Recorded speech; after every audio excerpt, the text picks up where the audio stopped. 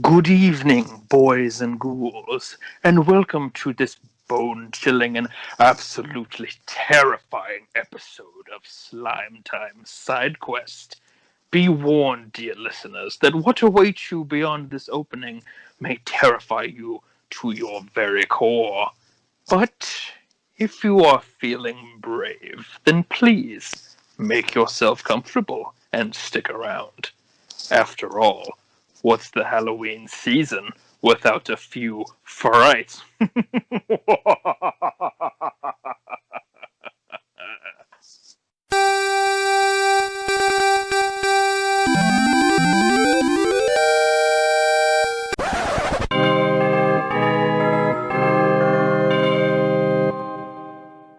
Hi, everyone, and welcome to the 6th episode of Slime Time Side Quest, an official Dragon's Den podcast. This is Plattym3. And this is Yangus the Legendary Bandit. Tonight, in honor of Halloween, we're going to talk about a horde of horror games. Oh, I love talking about horrible games. No, Platty. I said horror games, not horrible games. Yeah, whatever. Horror games. Games that scare the shit out of you. Honestly, we thought you wouldn't hear too much about me today, but talking before the show, I have got a couple games to talk about, so maybe you will hear a little bit more than I had initially planned. I was just thinking about talking about the Dark Worlds, or basically all the different versions of hell in Dragon Quest games, of which Dragon Quest VIII was by far the scariest. Dragon Quest VIII. Oh, you mean that black and white world that Rapthorn was from? No. You know, the hell that they cut out of the mobile and the 3DS versions, it was only available on the PS2 one. You've completely lost me. What exactly are you talking about? It was on the second disc. You had to flip discs on the PS2 version. I mean, it was horrific. It scared the shit out of me. What second disc? Well, it was right there in the case. I mean, it came with the first Dragon Quest VIII disc. Platty, that wasn't the Dark World. That was a demo for Final Fantasy XII that came with the game. Oh, well, yeah, that game was pretty horrific, actually. And actually, I've got a Halloween story about how horrific it was. I remember, and this goes back quite a while, but I specifically remember when I bitch about this game on the Den and talk about how it plays itself the night that I was playing on the TV in the living room, Final Fantasy XII. It was Halloween. And I must have got up 50, 60, 70 times. I remember the neighborhood I lived in back then, and there was kids at the door every 5 minutes for hours and hours, and kept getting up, going to the door, chit-chatting with neighbors and people and whatever, and coming back. And I mean, I must have gained 5, 6, 7, 8 levels that night. It was just... It kept playing itself while I went and answered the door. Well, I laugh, but that does sound like a very scary experience. But I didn't think you'd go with a 14-year-old Final Fantasy XII story for your opening joke. I mean, there's plenty of other horror that just happened yesterday in the world of gaming, for crying out loud. Ooh, really? Yesterday? What happened? Something we all feared would never happen. Something that shook an entire community to its core. One that spread not only terror, but so much so you could cover the globe with it. The inclusion of Minecraft Steve and other Minecraft content in Super Smash Bros. Ultimate is terrible! I don't know if that really sounds that bad. I mean, my kids love Minecraft, and I've completely lied to them that it's not coming out till Saturday. They're going to be happy about that. It's just too shocking to think about. The horror, the block-shaped, dead-eyed horror. Oh, I can't take it. Kept me up all night last night. I was just so scared. Oh boy! So for any of you that have stuck with us through our opening here, as you've heard, we're going to be talking about some games that got some blood and gore, horror, jump scares, whatever. Just funny stuff too, Ghostbusty kind of stuff. We've got with us tonight, we've brought back Evan. How you doing? Three in a row. Is this is this a record? It very well may be. You've done side quest, the main quest, and back for side quest again. So glad to have you back. And we've got Mr. Shaun Pendergast. Pendy, welcome back. I mean, you've been doing this for a year now. Hello. How's it going? So you've heard all of our voices multiple times before. We'll jump right in. And Pendy, I made you the last to introduce, but I'm going to let you take the first game. Go ahead and talk about one of these scary games that you'd like to talk about. Sure. So I'm going to go pretty old school with this first one. It wasn't on purpose, but coincidentally, the examples I have tonight all fall into the survival horror realm of video games. But the first one I'm talking about is going to be Haunted House. And that was a game that was for the Atari 2600, published in 1982. It's actually one of the first ever survival horror video games. Or at least that's what Wikipedia told me. But anyways, you play as a person in a pitch black house, represented as a floating pair of eyes. Think like The Simpsons when they did any kind of scene where they turned out the lights and you just see those eyes kind of floating there. But in the game, for some reason, you're trying to collect three pieces of this urn and then escape the house. That's how you win a level. That's how you win the game. It's got various scary creatures. There's a ghost, a spider, and a bat, which would all try and get you while you're running around. When you encountered one of these creatures, the lights would flicker and the wind would howl. There was a feature where you would light a match to try and kind of see where different pieces are. Otherwise, it would just be pitch black and you could just see the walls. But it was pretty effective for a simple Atari game. So my recommendation is if you ever play this game, play it in the dark. I dare you. Woo! So anyone else ever play this game? I haven't, but it's kind of reminding me just sort of how you would play that old adventure game where you just have to kind of go around, collect the keys, try and get to the end of the game. Kind of reminds me of that almost. Yeah, it's just collecting, trying to make sure you don't get caught by the different creatures and stuff, yeah. I did play quite a bit Atari. I do remember when I got one, I came with like 40 discs. Of course, this was right around NES era. I was always a console behind. But no, I'd have not heard of this one. Yeah, it was pretty interesting, especially back in the day. Yeah, I was so that was 1982 when it came out. So I was 2 when this first came out. Obviously, I didn't play it when I was 2. I played it much later. But yeah, that was it's an old game, but it's pretty good for what it tries to do. Have you ever tried it recently on an emulator or something? No, I tried it. Probably the last time I fooled around with this game was maybe 5 years ago or so when I dug out my old Atari, which I still have, and played some of the games. So it's pretty goofy. And it's funny. Like, it has all different sound effects. You hit a wall, you hear the wall bouncing, and you have little footsteps as you go. But like I said, it's just like a little pair of googly eyes that are running around as you progress through the level. That's funny. No, it's no Custer's Revenge. No, not quite clearly like the greatest Atari game. Oh boy, I'll have to see if I can get some. By now, people will have already known if I found it. Try to find some sound effects or something from that game and put it in as you begin talking there. That sounds pretty funny. Oh yeah, I love the 1982 sound effects. Yeah, especially the sound of the wind howling whenever you run into one of the creatures. That was nice, and you hear like little thunder, and like the lights would flicker and try to scare you, make it scary. I feel like half the Atari games were just black screens with one or two little things on the screen anyway. So this one actually interests me. That see, how is this different from other Atari games that didn't really have any other graphics except for a couple little lights? But all right, I'm interested in seeing it in action too. I mean, Atari. I have one of those plug and play Atari systems that I got for Christmas one year, and it's not really. Like I said in the last episode of the side quest, that NES and before that's really not an era that I look into for games. But I mean, I like to see just sort of how things have evolved, at least through like gameplay videos on YouTube. So I check it out and see how this game like fully plays, because I mean, it sounds like it could be an interesting time for an Atari game. Yeah, something to do for half an hour on Halloween. Play around with that. All right, Evan, go ahead and give us a chat about one of the games that you picked for tonight. I'm going to start us off easy with Until Dawn. You guys heard of that one? Mm-hmm. No. I have heard of it. It's the PS4 game that came out a couple years ago. It's I guess you could say it's a cross between those like Quantic Dream games like Heavy Rain and Detroit and those like the Walking Dead Telltale games where it's like story driven, so I don't want to go too big into the story, but I feel like this is like the perfected version of both those, style of games where your choices actually matter. Like, you play as 8 different, I want to say they're college students who are all meeting at a log cabin in the snowy wilderness as like sort of a celebration of one of their own who passed away a year ago. It's a big party, and they all start experiencing like spooky happenings. And the game has a a very strong emphasis on character relationships, in that if you don't build relationships, not even just dialogue, you do the right dialogue, if you don't have the right relationship with other characters, you could potentially cost them their life.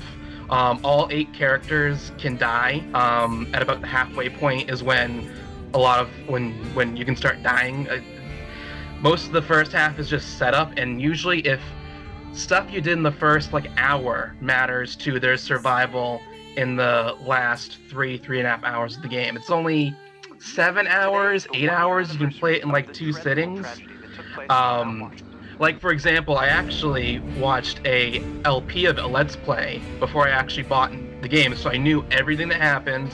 I knew all the characters. I had the whole story already known to me. And in this Let's Play, they had managed to keep all the characters alive. And that was obviously my goal too, to keep all the characters alive. There's a part where there's a boyfriend and girlfriend, and they're fighting, and they decide to be very hostile towards her, and that resulted in her ending up somewhere else, and the boyfriend ending up in a different area. And I thought I should be nicer because it also affects the outcome of their epilogue. There's whether or not they have kind things to say about each other. So I thought, there's a part where you can choose to leave her or not. I'll jump in and save her. And stupid me, I actually cost both of their lives by trying to save her, because there was a flare gun that you could find at an earlier point in the game. And if one of them doesn't have the flare gun, one of them will end up in an optional area without the flare gun, and they are destined for death if they don't have a weapon on them. So I tried to be nice, and bit me in the ass. I actually ended up saving, I think, 2 characters by the end of it. Only 2 characters I cared about, so it was fine.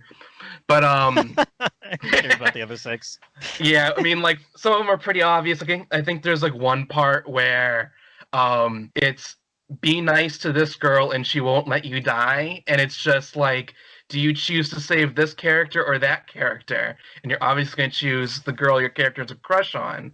So it was one of those weird things where it was well, that's kind of obvious. It's kind of a telltale thing. Come on, guys.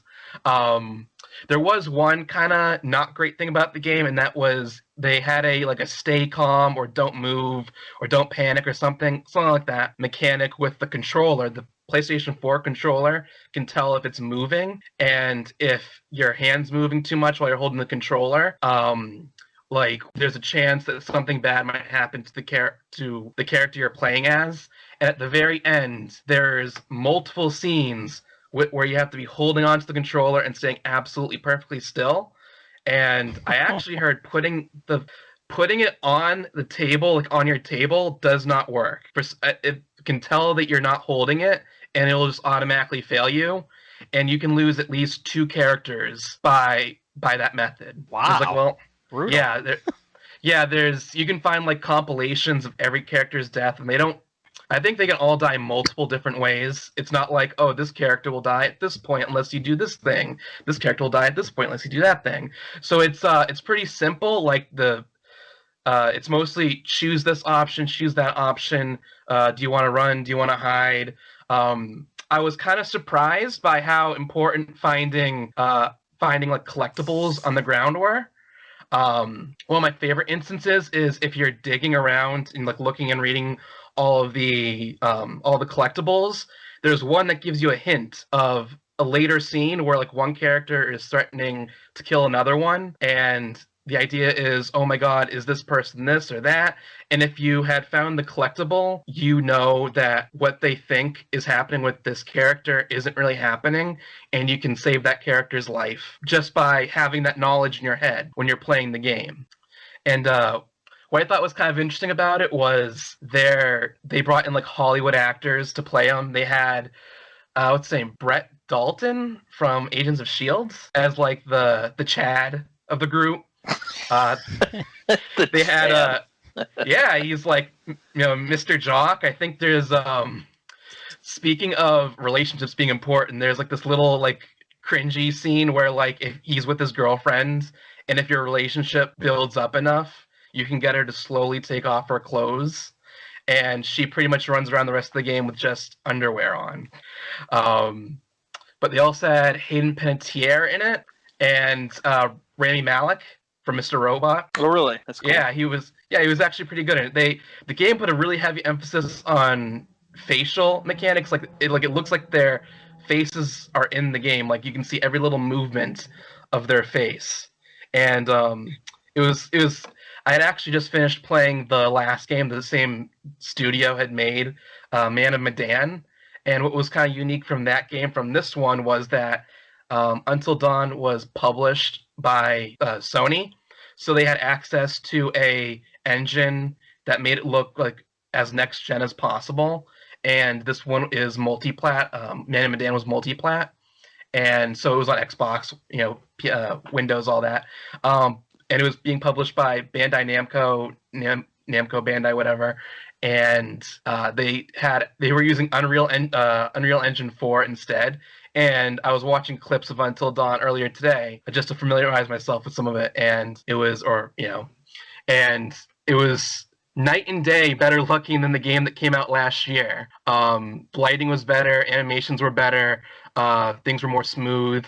There was actually a couple hiccups in Man of Medan, I think I mentioned on the Den, with events that happen, like characters don't reference events very well. One of the things I thought was cool about Until Dawn was that characters can completely avoid peril, and so they're not as informed as they could be about certain details.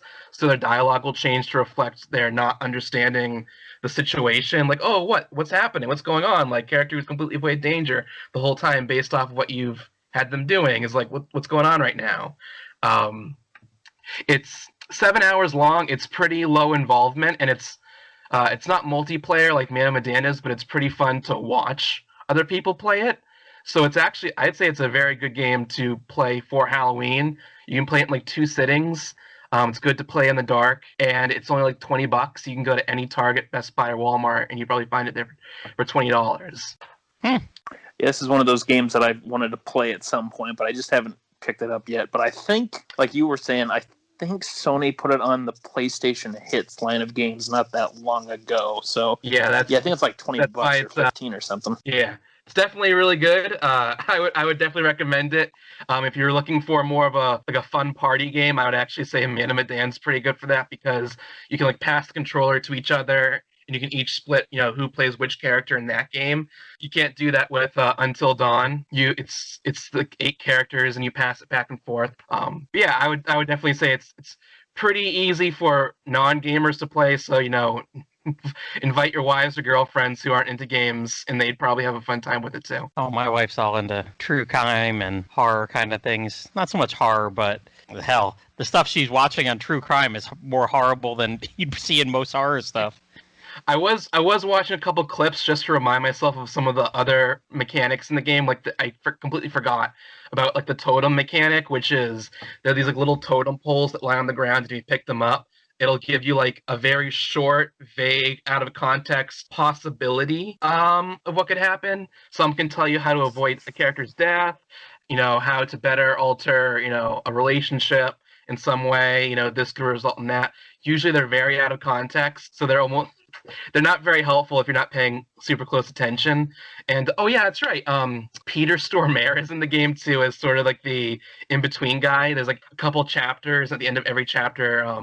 He's from he was in like Prison Break and stuff like that. He'll like be like a psychiatrist, and he'll ask you questions. And like, oh, what did you think of this thing? What do you think of that thing? What scares you? I'm going to show you some ink blots right now. What do you think this is?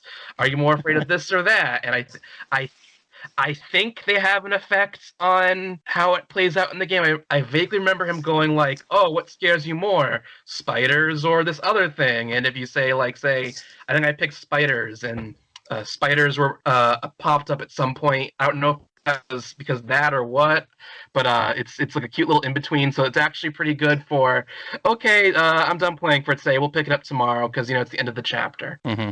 Yeah, it reminds me of it started as a game, and then it became a movie you could buy on DVD. That was something like that, where you would have to answer questions, and it would affect how the story played out for these 3 characters in not a haunted house, but basically the 3 of the characters had mental issues. Let me see, what was that called? There was a Silent Hill game like that, like Shattered Memories, right? Yeah, I think so. Let's see. Critical Path. What was that game? I feel like I'm getting close. I'm gonna pass it. Oh, here we go. It was called Tender Loving Care. That was what it was called. It was who was the psychiatrist? Because it was sort of the same thing where a psychiatrist would talk to you. It was John Hurt. That's who the actor was. Was it like a DVD game? Yeah, they made it into a DVD. Let me see. I'm trying to find more of the information right here since I thought about it. Let's see. Oh, movie. There we go. Yeah, they made it into it was made into a film in 1998. And let's see. It stars John Hurt as Dr. Turner, who's the psychiatrist that talks to you. You have the three characters who are Allison Overton, Michael Overton, and then this other woman who's staying at the house. It doesn't mention her name here, but it was originally a video game that you would like play on, I think it was DVD if I remember right, or on what was it on here? Oh, shoot, it doesn't say what system. But anyway, it was a game that originally from 1996, probably on computer since you had to pick answers and stuff. But then they eventually made it into a DVD movie that you could just watch it if you wanted to and just enjoy it like a film. So you talking about that just happened to make me think about that game. I've watched a playthrough of it. It was pretty interesting. I miss that era of DVD video games. Yeah, the times have changed. Watching the YouTube that I think Matt put up of the different ways you could die. It's definitely pretty brutal. Yeah, the deaths are pretty gruesome, yeah. That's nuts of the night. The one that happened to me was I had a character try to protect his girlfriend or whatever, and he ends up in a deeper area than he would have if he tried to save himself, and he gets grabbed and dragged, and if he has the gun, the flare gun, he can pull it out. He didn't in my playthrough, so he got lifted up and had his. It was like a hook, like a meat hook, and basically the meat hook goes through his lower jaw, and he's he's dangling there. Yeah, I just saw that one a few seconds ago. I was like, whoa. Yeah, luckily that those videos of all these characters dying doesn't really spoil much of anything. It does kind of show you what the threat is, but the threat doesn't become known until halfway through the game, and it's every character can die and in multiple different ways. So just seeing a 30-second clip of them dying doesn't really spoil. Oh, just do this thing and you'll avoid this moment. So. Mm-hmm. All right, Zachary, you want to talk about one of yours? Oh, hello, yeah, Zachary. I'll talk about one of mine. Yep. Sorry, I was trying to find a video clip for that Tender Loving Care game to show you guys what it's about, but we'll skip that and we'll move on. So. And since you just were talking about this too with playing that Until Dawn game around Halloween time, Evan, I'll talk about one of the games that I usually play around Halloween time, and that is Luigi's Mansion for the Nintendo GameCube. So that was one of the launch titles for Nintendo's Purple Lunchbox system back in the day. And Luigi's Mansion and even to this day, it has a really different play style than what you normally find, not only in a Mario game, but in just a video game in general. So, for a bit of backstory on the game, Luigi ends up receiving a letter in the mail telling him that he has won this mansion out in the middle of nowhere. Well, he takes the letter to Mario. Mario, of course, is suspicious, goes to check it out, but he never comes back. So Luigi ends up going out to the mansion to try and find not only what happened to Mario, but what exactly is going on with this place. He ends up meeting an old inventor named Egad, who tells Luigi that the house just sprang up out of nowhere one night, and it's because of all the ghosts that live within the mansion. They originally were portraits of his that Egad had captured over the years, but they eventually were able to break out because of King Boo and all of his Boo followers. They freed him. They built the mansion in one night, and they ended up capturing Mario, and he came to check out the mansion.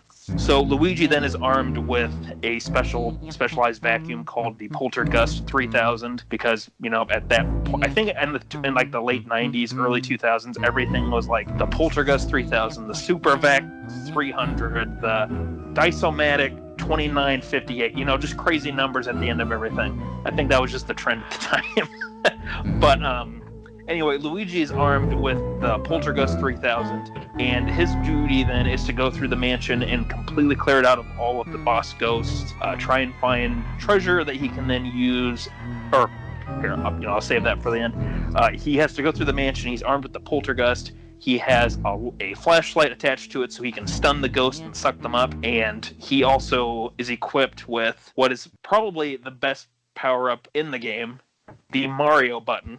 Because every time you push the A button when he's not standing in front of something, Luigi will always yell out, Mario! Mario!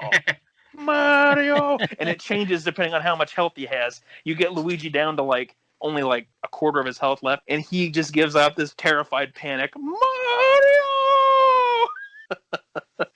But the gameplay is pretty easy to follow in Luigi's Mansion. So the game is split up into 4 areas that you explore in the mansion. The first area is mainly the second floor in the beginning, from the foyer. The second area of the game will then be on the first floor after you can open up the front doors, or the pair of doors that is in the foyer that you originally couldn't access, and so on and so forth. And with each area that you go to, there's a different number of boss ghosts that you have to take down. And what's one of the coolest things about this game is that every single boss ghost has a different means that you have to fight them in. So with the first 3, for instance, the first one, all you have to do is you turn around and you don't look at him. The ghost will show up. He'll rock in his chair for a bit. He's reading his book. It's the father of this family of 3 named Neville. He's sitting there reading, and then he'll take a big yawn from reading his book. Well, when he yawns, you see his heart pops up, and that's your chance to turn around with the flashlight, stun him real quick, and then try and suck him up. You get a ghost as HP down to 0 with using the poltergust, and you capture that ghost. And usually, with most rooms in the mansion, if you capture all the ghosts, whether it's just the regular enemy mooks, or if you capture the boss ghost itself, the lights will turn back on. And usually a treasure chest will pop up, whether it's a little blue one that has a key that you can use to open up one of the other doors in the mansion. You have big green chests that if you open them up, you get a ton of money. Sometimes you get the special gems from them, or from these green chests. And other times you'll end up getting these special color chests, because one of the other power-ups that Luigi gets as you're playing are these special emblems that allow him to to suck in these elemental ghosts that he can then use to shoot out fire, he can use to shoot out water, or he can use to shoot out ice. Because there'll be different ghosts that have different weaknesses to these elements, and they're always very clearly distinguished, what ghosts can do what, or what ghosts are weak to what. So you might have a ghost that their heart is surrounded by a bunch of fire, so you need to get the water medallion at one point in the game. You then can go back and you can properly fight those ghosts once you have sucked up some water, and you can shoot them, it douses their heart, you can then defeat them like a normal ghost. Let me see. So with the game, it is a pretty short game, even for a launch title for the GameCube, it was pretty short. You have 23 different boss ghosts that you can capture and defeat, with King Boo being the final 23rd ghost. There's a few optional ones you don't have to deal with if you don't want to, but it's a good idea to go for them. And really, it's fun to figure out the puzzles to these bosses, because there's some that can actually be kind of challenging to figure out. I actually just was watching a playthrough of somebody who was playing the game for the very first time, and it was interesting watching that, because I remember thinking back to when I originally played the game, way back for the first time in, I think, 2004, if I remember right, and I remember having a heck of a time figuring out some of those bosses, and it was interesting seeing somebody else figuring them out and trying to piece together, so later on in the game, there's a ghost that's trapped in a bunch of ice. He's in the freezer room in the basement. It's covered. The floor is totally frozen over. This ghost is for some reason just frozen in a big chunk of ice in the corner of the room with no real explanation why, other than that he likes the cold. So Luigi then has to use fire that is provided in one of the rooms. Prior to that, he can go in. He lights up the little.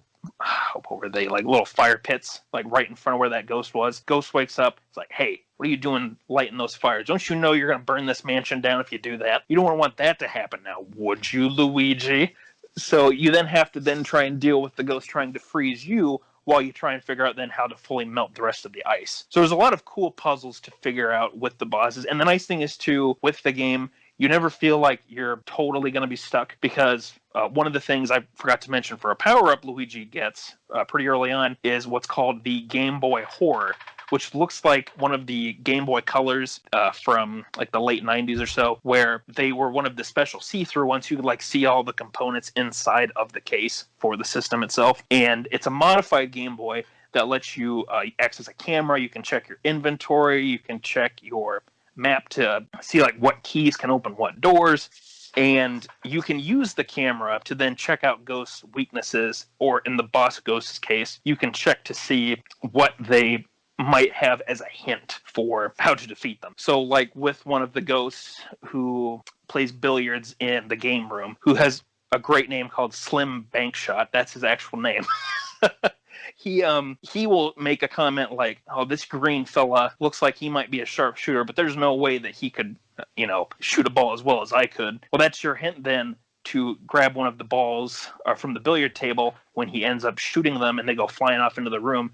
You want to grab one, shoot one into him, and if you do that 3 times, then he'll enter that state where it's like, oh, he's dizzy and confused, so that's when Luigi can try and suck him up and defeat him. So one of the other big components with this game, and what really helps make it replayability for it so much fun, or the replay value so much fun, is that you can actually acquire a lot of different money as you play. So like I mentioned before, there's different green chests that you might find from defeating boss ghosts or regular ghosts that will give you a bunch of money. And usually when you beat an area, you'll get a big tally for all of the money you've collected at that point. So you have like gold coins, dollar bills, gold bars, different colored diamonds, different colored like gemstones like rubies, sapphire, emeralds, and stuff like that. And the money actually, even though it doesn't seem like it is a really big deal because you can't spend it on anything, depending on how much money you get in the game, it actually affects the ending that you end up getting.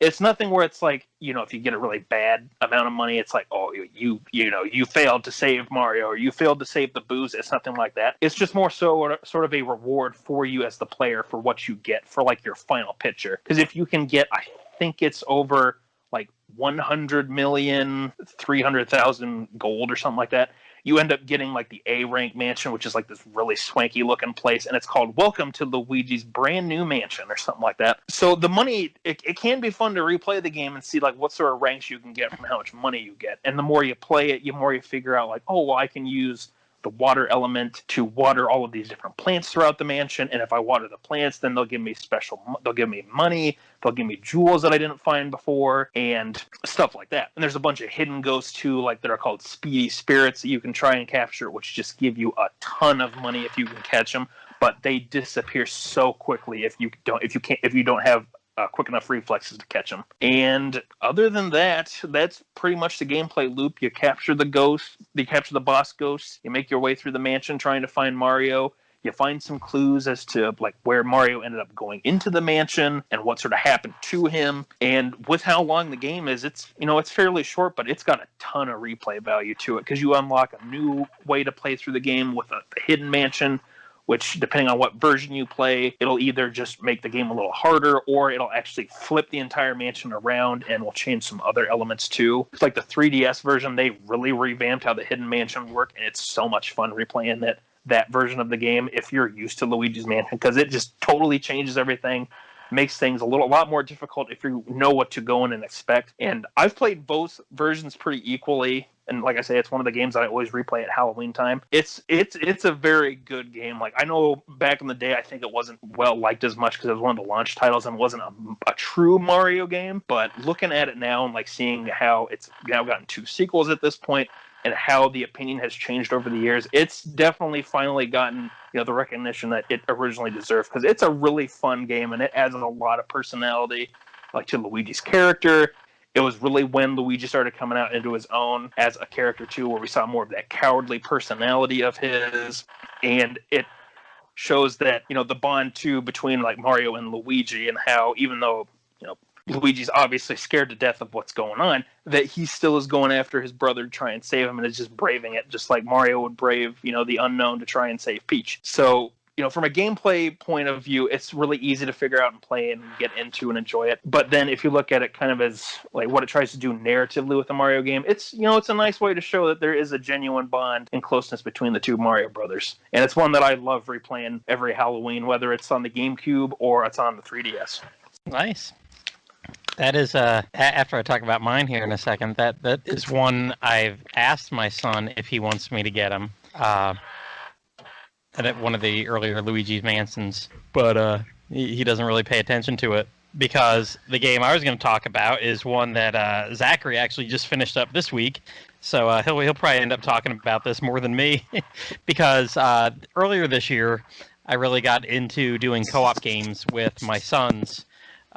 Starting Christmas, we got Zelda's Hyrule Warriors, and right around, I want to say a little bit before Easter, it was right before spring break, because my brother-in-law, sister-in-law came down to Florida, and one of the games that they brought with them on the Switch was Luigi's Mansion 3.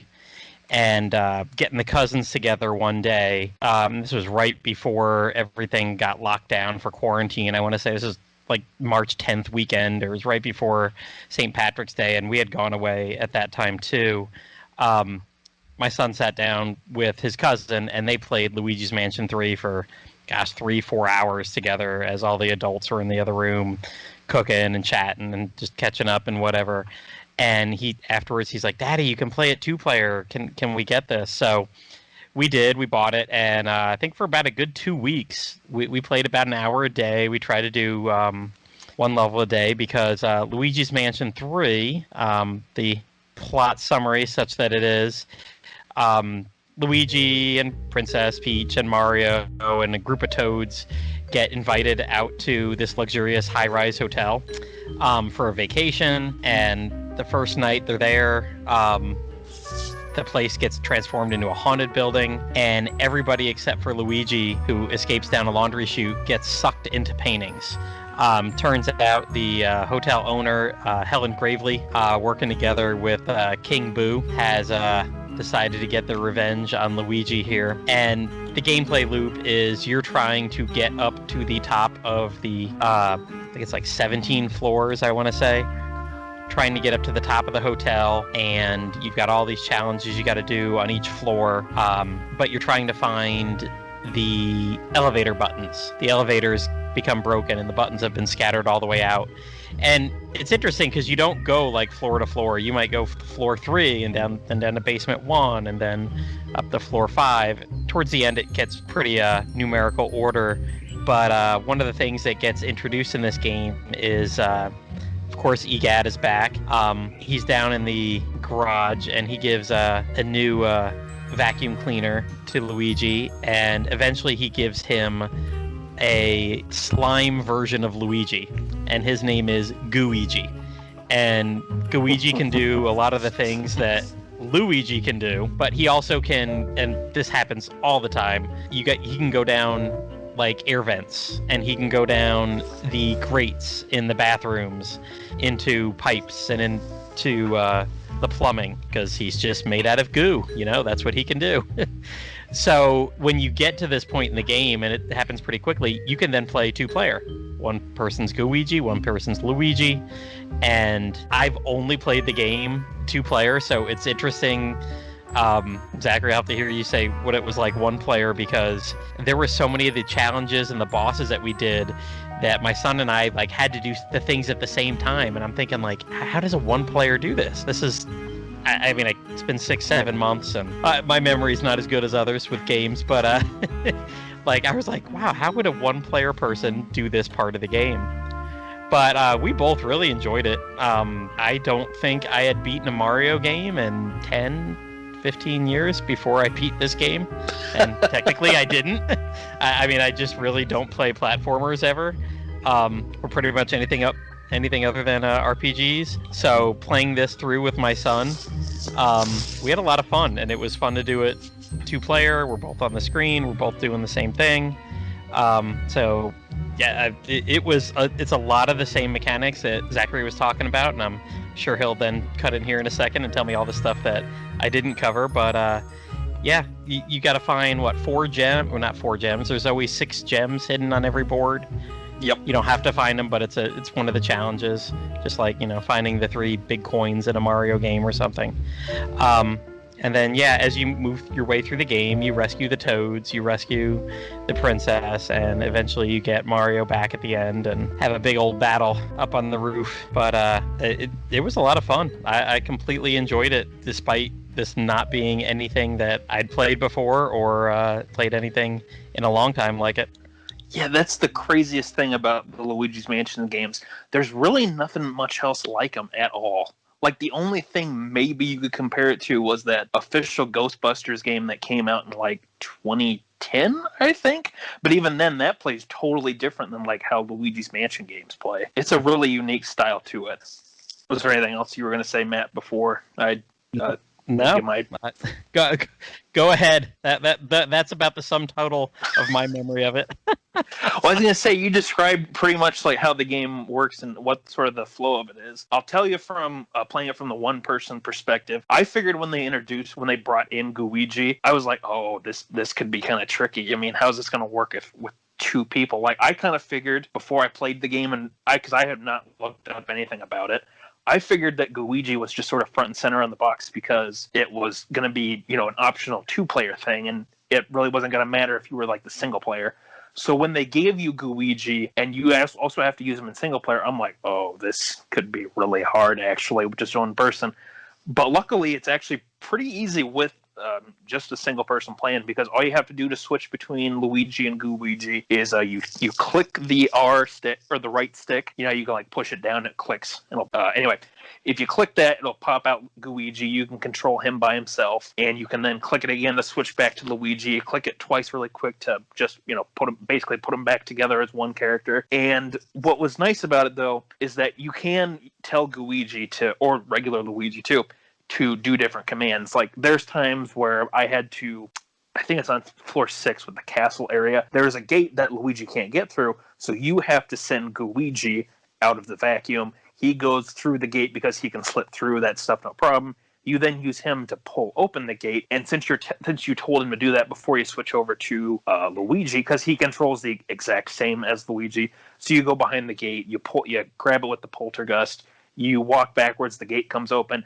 All you got to do then is, just keep holding back. You click the right stick, boom, you're playing as Luigi. Luigi will still be pulling the gate back. You can walk on through, you can go through the door, and you're good to go. So I liked how the devs handled that if you were playing by yourself, that you can still kind of assign Luigi roles, like keep using the vacuum to suck stuff up or to blow a fan around. You can send him off into his own little areas that he can affect, and then Luigi affects. So I'm sure with two players, you have to kind of coordinate some stuff. So that's interesting hearing what you talking about that part, Matt. But playing on a single person's perspective.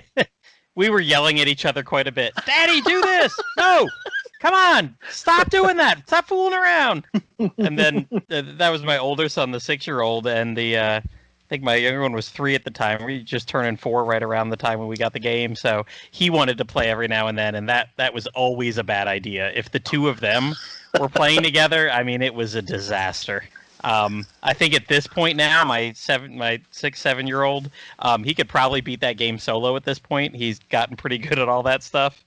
But yeah, the younger one always wanting to play and beat Luigi, we're like, oh my gosh, no, you can't do this for very long, or we'd have to change controllers every now and then. Like, nope, now I got to be Luigi because you don't know what you're doing.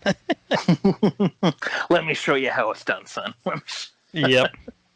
But, with playing Luigi's Mansion 3, we talked about this a bit before we started recording. I had never played Luigi's Mansion 2, Dark Moon, on the 3DS.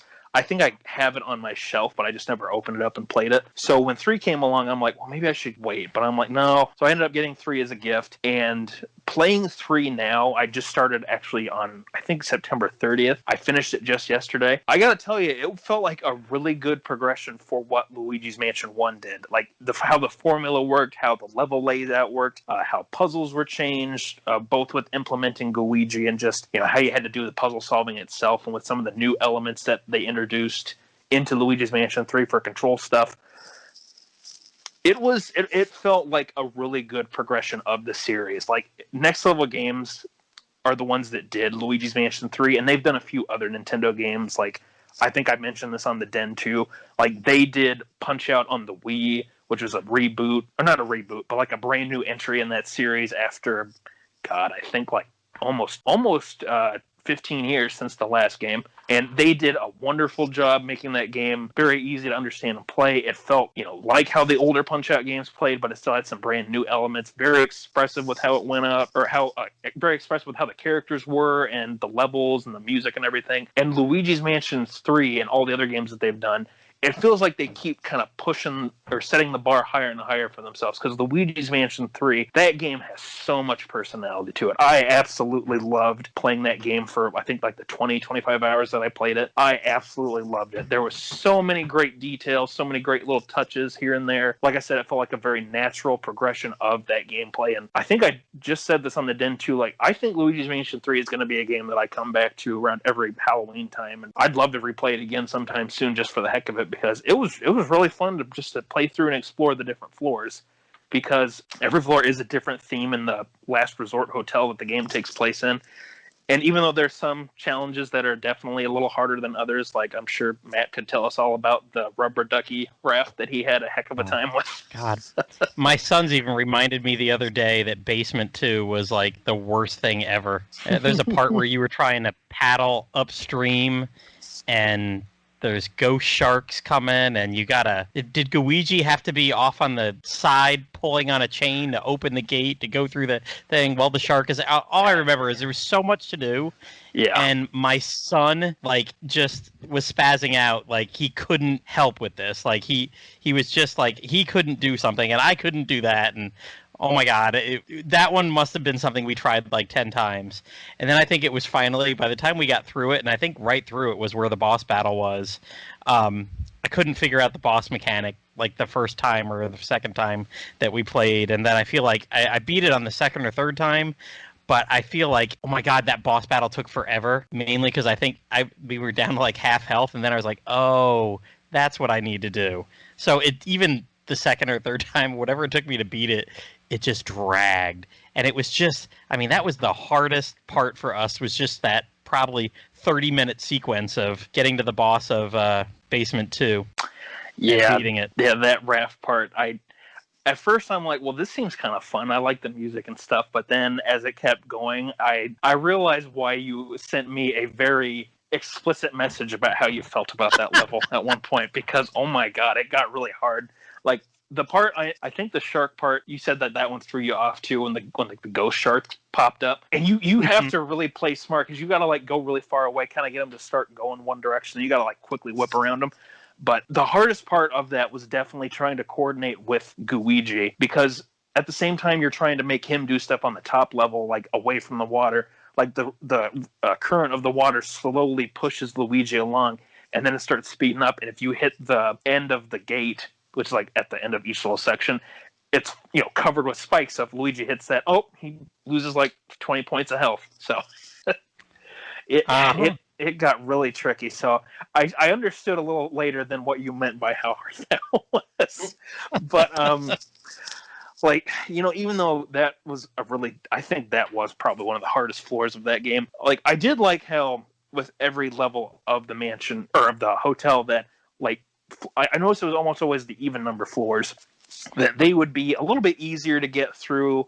Not quite as many rooms, and a little bit simpler to just make your way through. There might be a few more ghosts you had to fight, while the odd number floors tended to be more puzzle heavy, or you had to figure out like the right steps in order to get through that particular section. But, you know, like I said before, and like what you were talking about too, it really does feel like a very good progression of the series. And I think Next Level Games did a fantastic job with it. I really wish that I had played it last year when it came out, because like playing it this year, even though, you know, it's 2020 now, I would probably still call it one of my favorite games I played this year.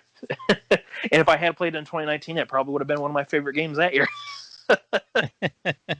But really great game. And if you don't have a Switch, like, just from going off what Matt and I talk about, it is well worth picking up. And if you have a bunch of friends you want to play locally with or play online with, there are some multiplayer modes. Did you ever play any of those, Matt, with like the Scream Park or the Scream, or like the Scare Tower, or whatever it's called? We didn't do.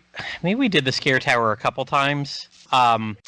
We had it before. I don't know if did you buy the DLC for it? No, I haven't bought the DLC for it. Okay, we had it before the DLC came out. It came out like right at the end after we'd beaten it, and I was like, we don't. And reading what the DLC was, it was a lot of multiplayer, I think, editions, and I was like, no, we don't need that.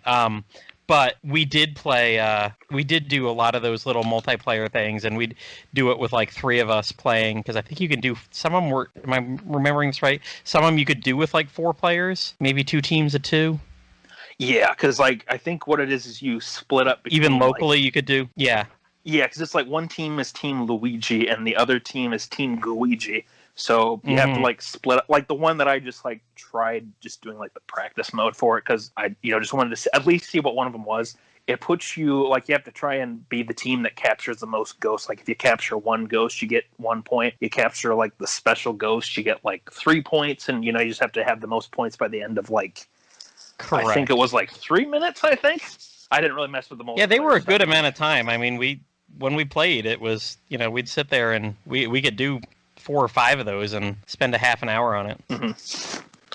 I did get to try out the just not much. I did try out the online multiplayer where like you just pair up with 3 different people and you try and beat the little tower. Like I think you can choose like 5 floors, 10 floors, something like that. And that was fun doing that with the multiplayer because you have like the simple little options at the bottom. Oh, we forgot to mention that this game does have another Mario button. It's very important that every Luigi's Mansion has one. You push the D-pad or the left buttons on the left Joy-Con, and Luigi will say like, Mario, Mario, Mario. He'll still say it. But if you play online, you can actually, like Luigi will either say like, thank you, help, or other stuff like that, depending on what face button you push. And I didn't really mess with the multiplayer much, like with the local stuff. But like when I did the online tower, that was fun messing around with that. I would go back and try doing that again some more if I felt like it. Is that the timed one?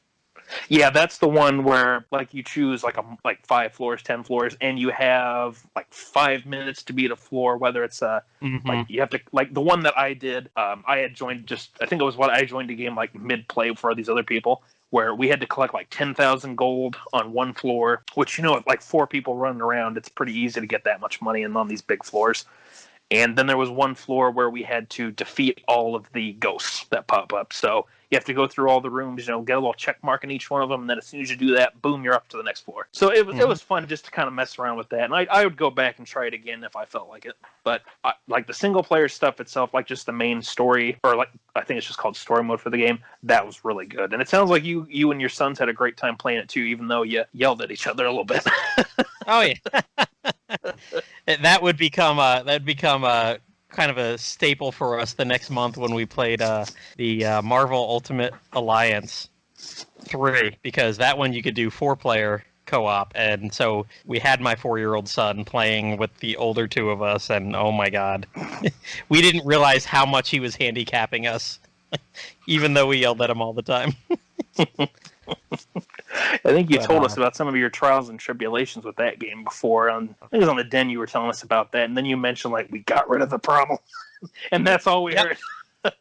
Yep. The 5-second summary there is I kept giving the strongest character to my youngest son, thinking, well, maybe he can at least try to keep up with us by using the strongest character, and we must have failed 10 times on the final boss. The one time I was like, screw it, I'm just going to give you the weakest character and we'll control the 2 strongest. We beat it, like we cleared the final boss in like no time. Was like, how the hell did we lose that time? Like, okay, so the strategy of weakest person, strongest hero, nope, that was a bad strategy. Bad.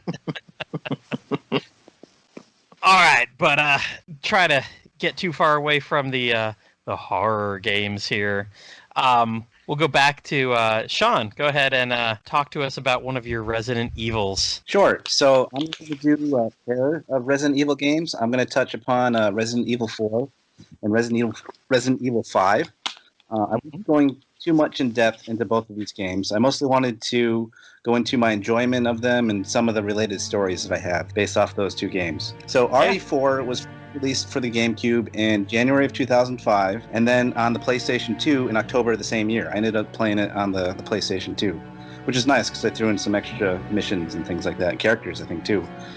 Resident Evil 5 was released for multiple platforms simultaneously, or I guess you guys have to say simultaneously, in March of 2009. RE4 was the first ever RE game that I really ever got into and enjoyed. I never really liked the older Resident Evil games. I don't like the puzzles that they had. I didn't like the limited saves and the limited ammo. I never liked that mechanic. I usually don't like games where stealth or running away is the key to victory. I like to go in guns a-blazing for the most part. Pew, pew, pew. Like that. But RE4... If your guns are blazing like that, you're dead. I'm Missing, sometimes- dead. But yeah, RE4 went more of that direction, that guns a-blazing direction. It was a major shift for the series. It changed its focus from mainly horror to more of an action game with a third-person over-the-shoulder perspective. They did this instead of like the older games where you're kind of moving your character around the screen with a detached camera. And this one, they like I said, they went over with the third-person view with the over-the-shoulder. There's still puzzles throughout the game, but nothing really complicated compared to the older ones. You didn't have unlimited ammo, but it was a lot more plentiful than in past games as well. I really enjoyed it. It was a fun mix of story and action.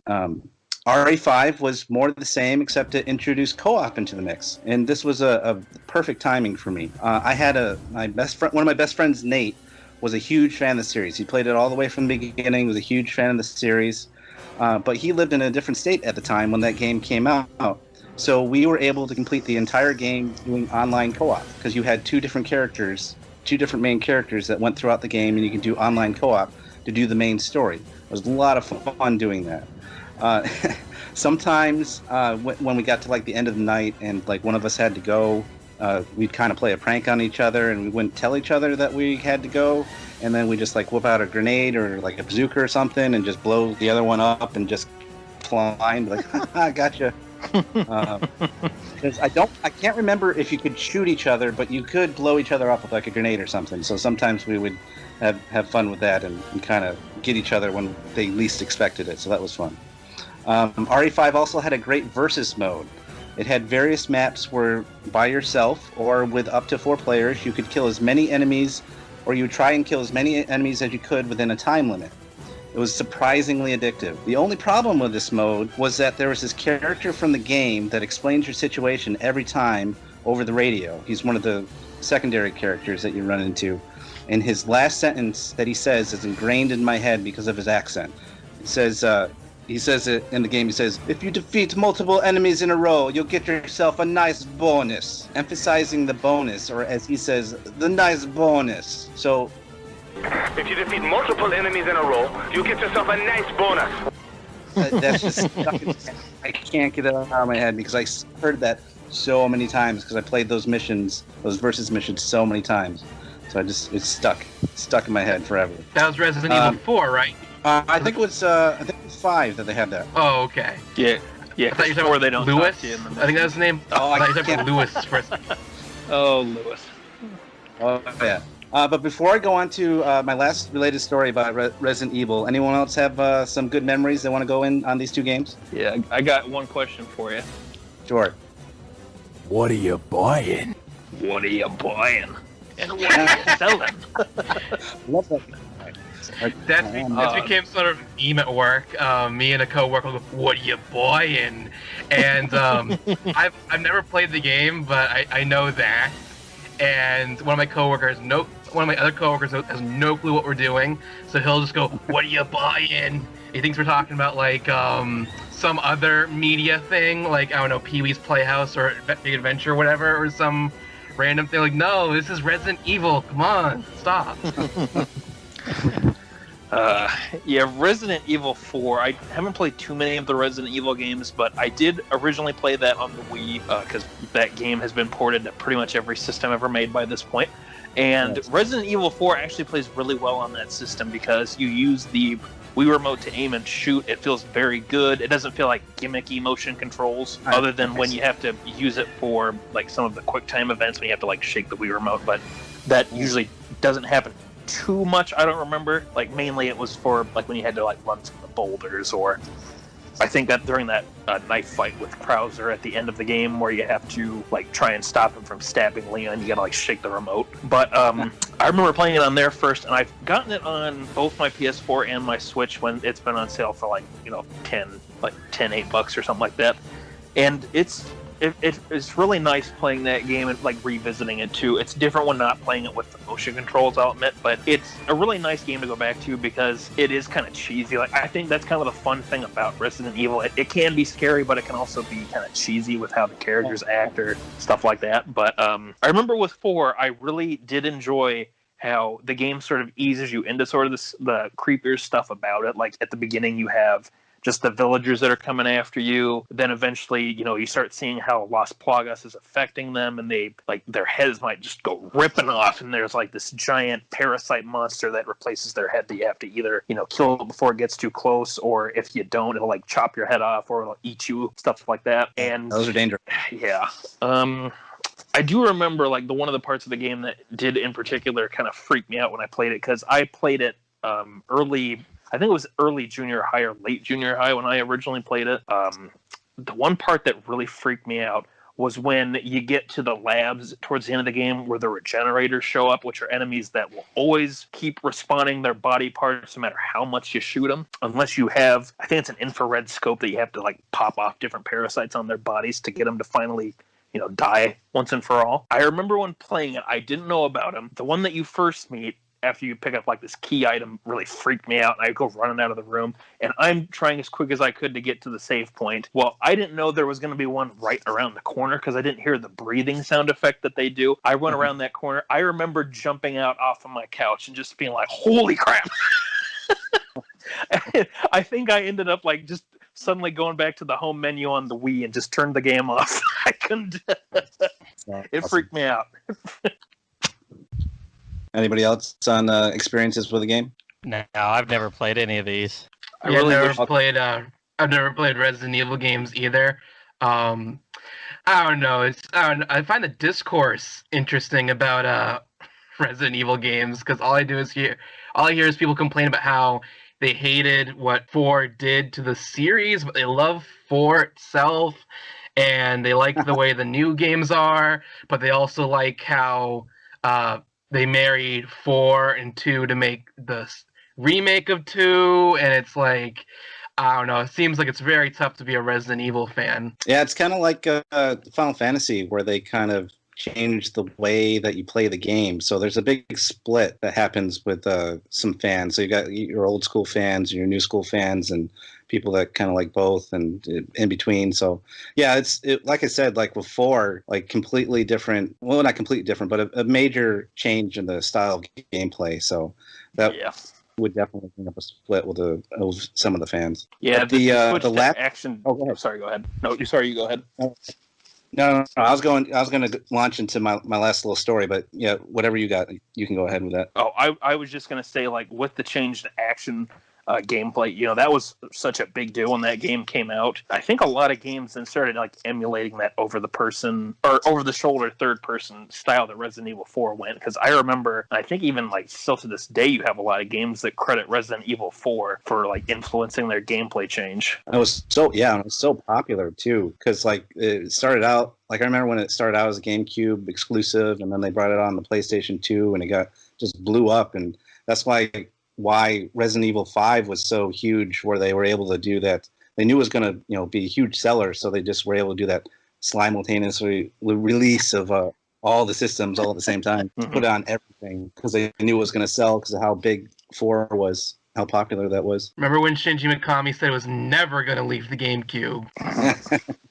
Never ever. Yeah, like what, 20 consoles later? Is that still true or not? Yeah, I think that was kind of a controversy back at the time, because I think it was supposed to be more of an exclusive more than it was. And it was only like it came out on the GameCube in January, and then it was October of the same year that it came out on the PlayStation 2. So less than a year. And then it was already out on another system. So I think Capcom kind of things. I think it was announced that it was going to be on PS2 before it even came out on GameCube. Oh, okay. I think Nintendo was very mad about that because it's undercut sales. Oh, yeah, that would.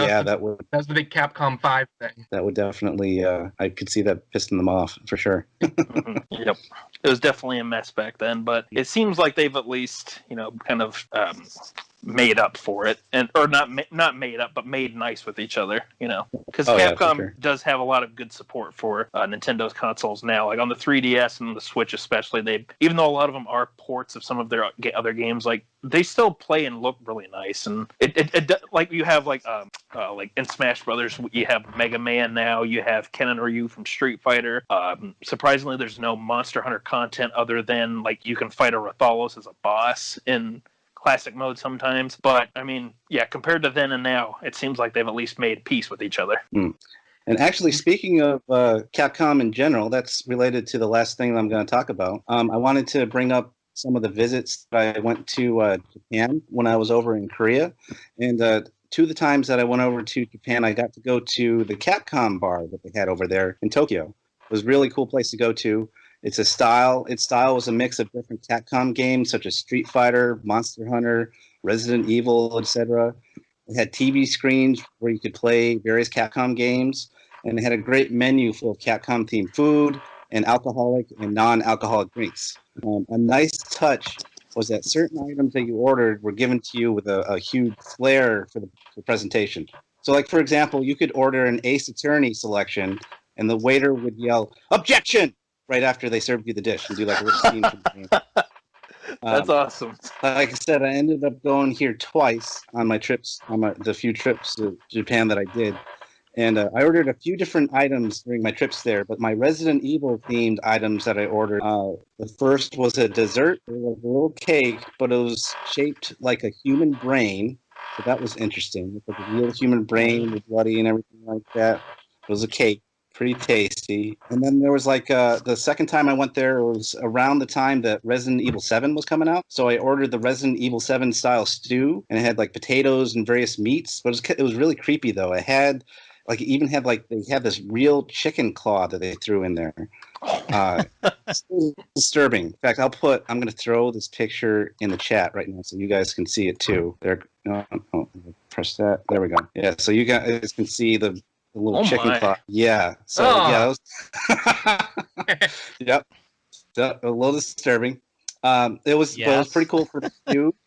They turned out the lights when they presented it to you, and they used a flashlight, and they were quoting like different lines from the game. So that was a lot of fun too. I really hope the waiter came up to you and was like, "What are you eating?" But Japan in general is full of various themed bars and restaurants. If you ever go to Japan, I highly recommend checking some of them out. You name it, and they probably have a cafe or restaurant themed for what you are into. The wildest one I ever went to, and also related to tonight's theme, was I went to this spooky hospital prison themed restaurant, and it was called Alcatraz ER. And you actually ate in like these little jail cells that they built. They had some weird items that you could order too. Like they had this shot that you could order. I don't even know what it was because I didn't actually order it myself, but I saw other people order it, where the waiter or waitress would come up to you, they would slap you in the face, and then you took the shot. So weird. And they had some really weird food items too. And I don't know if I want to describe it in this forum, but I'll show you guys the picture so you can see what I'm talking about. But they like really went out with the kind of stuff they would come up with. There it is. So take a look at that and see if you can tell what that is. Oh. Yeah. That's it's nasty. what you think it is. That's grosser than the last picture. I respect it though. But they had a lot of goofy stuff like that. I do put the mature tag on our thing, but I don't know if I think that's for this the goes adult from only the rated version. R to rated XXX. Yeah. Yeah, I don't think we need to describe that to the viewers or the listeners. Jeez. Yeah, I was shocked at what they had, and yeah, that was one of the things they had. Yeah, it was a fun place. It was a fun place. There's all sorts of goofy cafes and restaurants that Japan has. So if you get a chance, definitely check them out.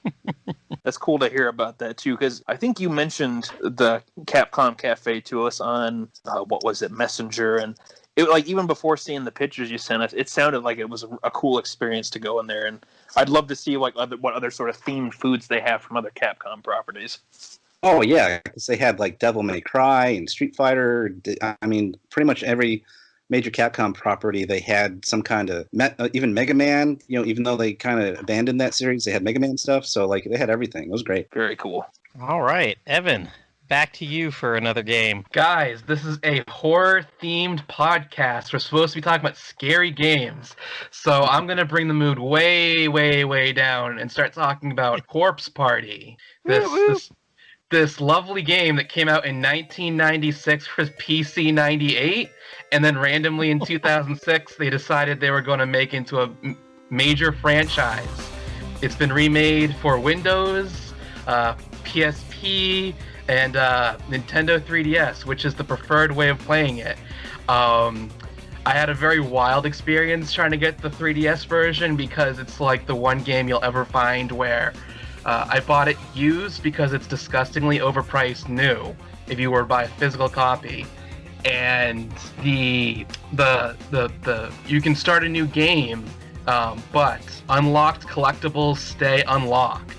So like if you bought a used copy like I did, you go under the unlocked endings, or alternate bonus stories, or like the collectibles are name tags. The name tags, they're all unlocked from the previous owner. You cannot delete them. I had to buy it digitally. It was kind of wild. But if you were to look it up on Wikipedia, you'd be very confused. There's like 7 million different versions of this game. It's a lot simpler than it looks. Corpse Party Blood Covered, the remake on 3DS. Book of Shadows, which was a PSP game, which was like this weird...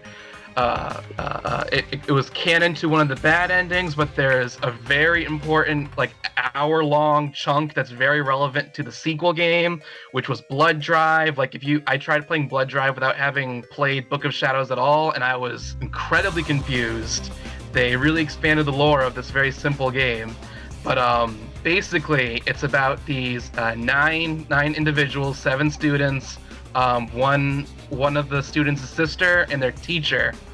They do a charm, called the Sachiko Ever After charm, and one of them makes a mistake, which causes a hole to open up and drop them into this space between realities. And it's this old, abandoned, decrepit elementary school where a series of murders had happened in the 70s.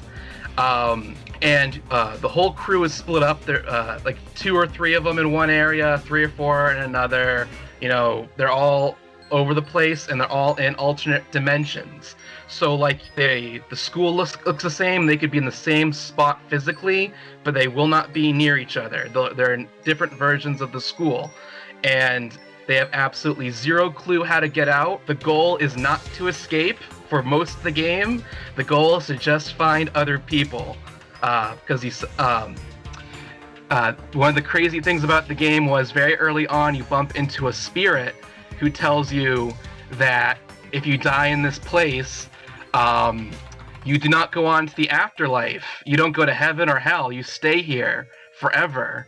And whatever pain you were experiencing at the moment of your death is what you'll experience forever. And obviously, these are high school kids. They're freaking out. And you're freaking out because of how absolutely miserable the game makes you. It's mostly like a puzzle game, really. You roam around the school, you have to do things in a certain order, and you'll get to the end of the chapter. There's 5 chapters.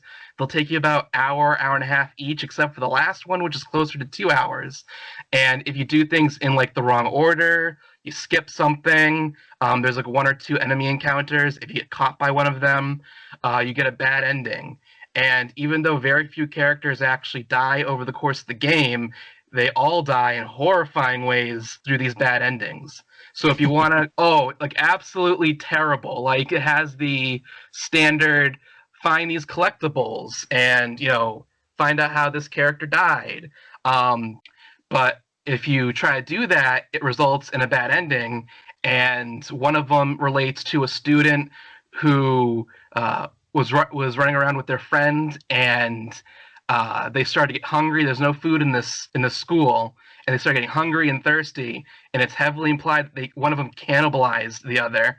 And if you get if you read the last page, the ending is the character you're playing as cannibalizes another character. Oh!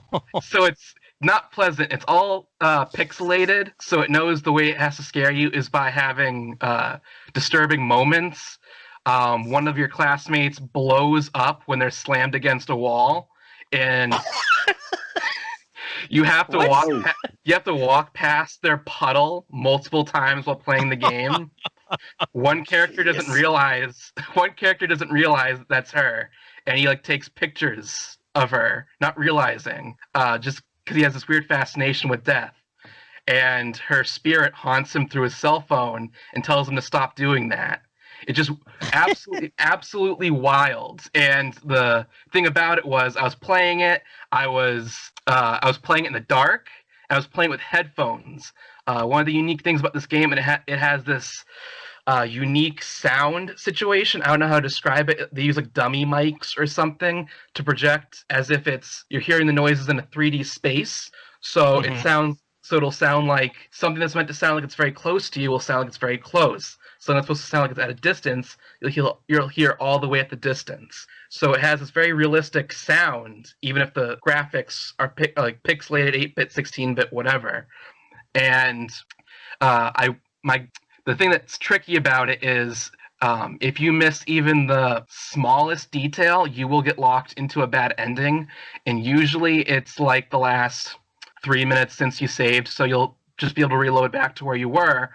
But in the case of the final chapter, there was like 15 alternate endings, and if you do even a single thing out of order, it'll lock you into a very long alternate ending that could take you about an hour before you realize you've done something wrong, and the game ends poorly. And so I was in the situation where I want to complete the game. I want to get all the endings and all of the collectibles. The collectibles are name tags, which you find on corpses, basically. Corpses of other dead students. And so I had to keep replaying this game multiple times, and each ending has kind of like a unique death. Like, it's not just, you've been grabbed, the end. It's like, I think there's a part where your character is split off, and if you don't go after them, and you just go on with the puzzle, you might accidentally activate a trap that cuts their head off, stuff like that. Or there's one where if one of your characters doesn't go with the other ones, the sister character gets killed, but in a very brutal way. And I'm not going to describe it, but the end of chapter 4 was probably one of the most horrifying, miserable, terrifying thing I've ever seen in my entire life. And very little of it has graphics. It's just a black screen, and the text describes it to you. And there's like lots of characters screaming. And I was like, I feel like it was the one time where I could honestly say a piece of media was having a negative impact on my mental health. Because I was also like watching a lot of horror. I was watching like a lot of horror movies at the same time, and I watched Sinister. I think I was watching Sinister at one point, and it's not a scary movie, but like one of the things Ethan Hawke is watching like snuff films, and I was like, oh my god, like I cannot do this. And I think I pretty much stopped playing or watching anything scary for a couple months. This was also when COVID just happened, by the way. This was I had a couple days off during COVID, and I was filling my time playing games and watching movies and whatever. There's nothing else to do. I was like, oh, and so I'm like, oh, let's play this horror game in this time of horrible, circumstance for all. And, long periods of time without human contact. I would go multiple days without talking to other people because, nothing to do. We can't go out and see other people. So I just had the lights off, headphones on, and I'm playing this game about high schoolers facing absolute tragedy and misery. And the way the game mechanics are set up requires you to replay it multiple times to get all the endings. And that just makes you more miserable. And it was quite interesting. And compare that to, I recently tried playing Blood Drive, which is the sequel, and it was just like the most ridiculous, like silly thing I've ever seen in my life. The characters that survive, they're back at school, like nothing's happened, some of them at least, and like one of their teachers flies in on a helicopter and delivers their lunch. I was like, what is this? What is this cognitive dissonance? So I couldn't play. I couldn't play that game. It was too silly.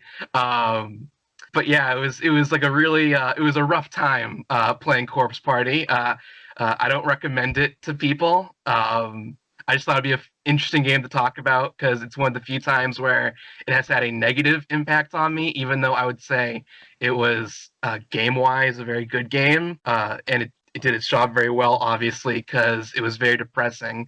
And I thought it was interesting how they were working with not great graphics, and they thought, oh, it's very important that characters examine everything. So let's make things like, I think, like the posters on the wall, you have to read those sometimes to get an idea of what to do next. And the posters are like, they'll like taunt you. They'll just start making fun of you, saying you'll never get out. You can, oh, aren't you feeling a little hungry right now? Your friends will never find you. Just lay down and die. All these horrible things to you, and it's just really bringing you down. Even though most of the time you're journeying with another character, there's always a second voice talking to you. But usually they're also in a very sour mood, or something very bad happens to them, or something like that. It was quite interesting. And the last thing I'll say about it is the voice of Pikachu is the serial killer in this game. There's a girl in Pika dive. There's a girl in a red dress who will chase you around, and she's voiced by Pikachu, Ikue Otani. That's funny. It was very interesting. Yeah, Pikachu stabs you in the face. You're actually not far off from something that happens. You mentioned that the posters would kind of taunt you. In the video that I was just looking at this game for, there's this guy wanders into a hallway, and one of the posters is a movie poster for Mystery Science Theater 3000, the movie. And if that's one of the posters that makes fun of you, that would be hilarious. Was it? Because I only remember being text. That might have been. There was like a million anime. There was like a million anime, trillions of manga. This is a very confusing series to follow, when really there's only like 3 games for it. I don't remember there being actually no, there were some. I do remember there being some art in there, like you'll see, oh, there's your first corpse, it'll be like it'll shift to a picture of art. So maybe there's like 7 different versions of the first game. There's the 96 version, there was the one for Windows in 2006, there was the one for PSP, iOS, and 3DS, but the 3DS one's a little bit different. And then there was I think there was, like I said, a couple anime, a trillion manga. There was a visual novel called Book of Shadows, which follows one of the bad endings for the most part. But like I mentioned, there's some important stuff related to the follow-up, and there's like an hour and a half that's like basically a sequel, and it leads into Blood Drive, which is the actual sequel. So if you don't like read the hour and a half of story, you're totally lost on Blood Drive. It just starts right where Book of Shadows ended. Like it picks up and a character's screaming, and I don't know what they're screaming about. Like, oh my god, this person died. I'm like, I don't know who this person is. Who are these people? So don't let the anime aesthetic fool you. It's quite disturbing, if not all that graphic. I was going to say, with you talking about the text stuff, how that really freaked you out with like the black screen. Like, I remember back in college, I read a few of those stories about SCPs, which, if you guys don't know what those are, they're basically just kind of like horror stories that people make up about like these mythological creatures that supposedly exist, and they're contained by this one company or this one organization. Anyway, I remember reading a few of those in college, and even though they were just text stories, there were a few that really did kind of freak me out and didn't quite have the effect on me that game had on you, Evan, but there were a few that I remember reading them, and they did freak me out. And I remember for a while it was kind of like if I have, and this is true, like I remember there was 1 week for about 3 days where like I had like when it was time for me to go to bed, it's like I felt kind of nervous about it, even though I knew those stories weren't real. Yeah, because those things can work your way into your head from reading them, you know. Well, the Corpse Party, at least for almost all the dialogue, is voiced. And I watch like a lot of anime, and so nothing is more like freaky than like a screaming, like miserable Japanese girl. So when you hear some like really sad, upset, horrified Japanese high school kid like crying or screaming or like really miserable, it like just really does something to you. When it's just, even if it's a black screen, characters are like screaming and yelling, "Stop this! Don't do that!" Or they're like freaking out at something they saw, something like that. And it was interesting because there's almost no enemy encounters. There's like a lot of there's like a little bit at the very end, and the first chapter kind of tricks you into thinking there are, because there's a time sensitive do this thing, this spirit's chasing you around in a small room thing. You have to figure out the puzzle real quick, do this. But for the most part, there'll be like a ghost sees you and it'll follow you at a slower pace than you can walk. So it's not really following you at a dangerous pace, really. There is one that's like sitting right next to an item and you're not supposed to look at it. But like if you turn the character a little bit, it doesn't even really matter. There's like one other time where a character is being chased by a living human character who's gone mad, and he does run at about your pace, maybe a little bit slower, and you have to figure out how to escape him in a correct way. And if you don't do that in time, you immediately lock yourself into a bad ending at the very beginning. And he like screams at you like in a taunting manner. Oh, I just want to play with you. Come back. Why are you running away from me? Type stuff. And that's like really freaky, especially since you're playing as like the little sister character. Even though she's supposed to be like only 2 years younger, they baby her and act like she's a 5-year-old or something. It's really weird. Like she has a different school outfit, and even though she's in like middle school, her school outfit almost looks like a bib, like a child's bib. I was like, what are you guys trying to do here? She's like maybe 16 or 15, I think. She's supposed to be like younger, but like still not that young. I don't know. It was a wild game. Do not recommend. But it was a fascinating game, I would say. All right. Now that I'm a little creeped out. I feel like I was more creeped out by that description than I was watching like watching 5 minutes of all the deaths in Until Dawn. I promise when we get back to my next game, it will not be. I think it's the least scariest game I'll talk about the whole time. So save a more positive game last. There we go. We'll swing up at the end here.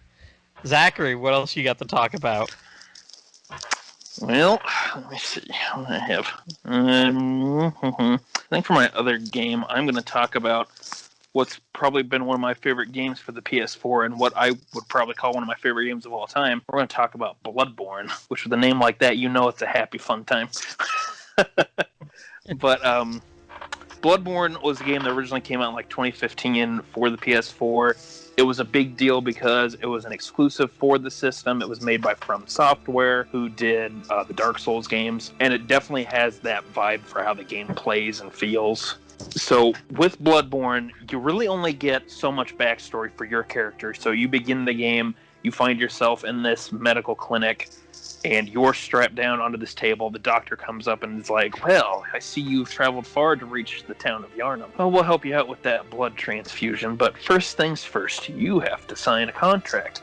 So you then make your character, you do, make it look silly, make it look serious, however you want to do it, and then the blood transfusion begins. Then you have what I can only describe as a weird fever dream of sorts, where a giant blood wolf comes, crashing into the room, slowly makes its way towards you, and is about to claw your eyes out when these little white spirits suddenly pop up, somehow scare the wolf away, light it on fire, and it's howling in pain, and you see it disintegrate before you. The little white spirits then start crawling all over you, climb onto your face, and you hear a woman's voice say, you must be the new hunter. And from there, you're just thrown into the game. You have to then make your way through the city of Yharnam and the surrounding countryside and try and figure out what exactly is going on. Because all you know about your character is that they came to Yharnam for a blood transfusion, which, as you play the game, you realize how much of importance that blood plays, not only within the city of Yharnam itself, but within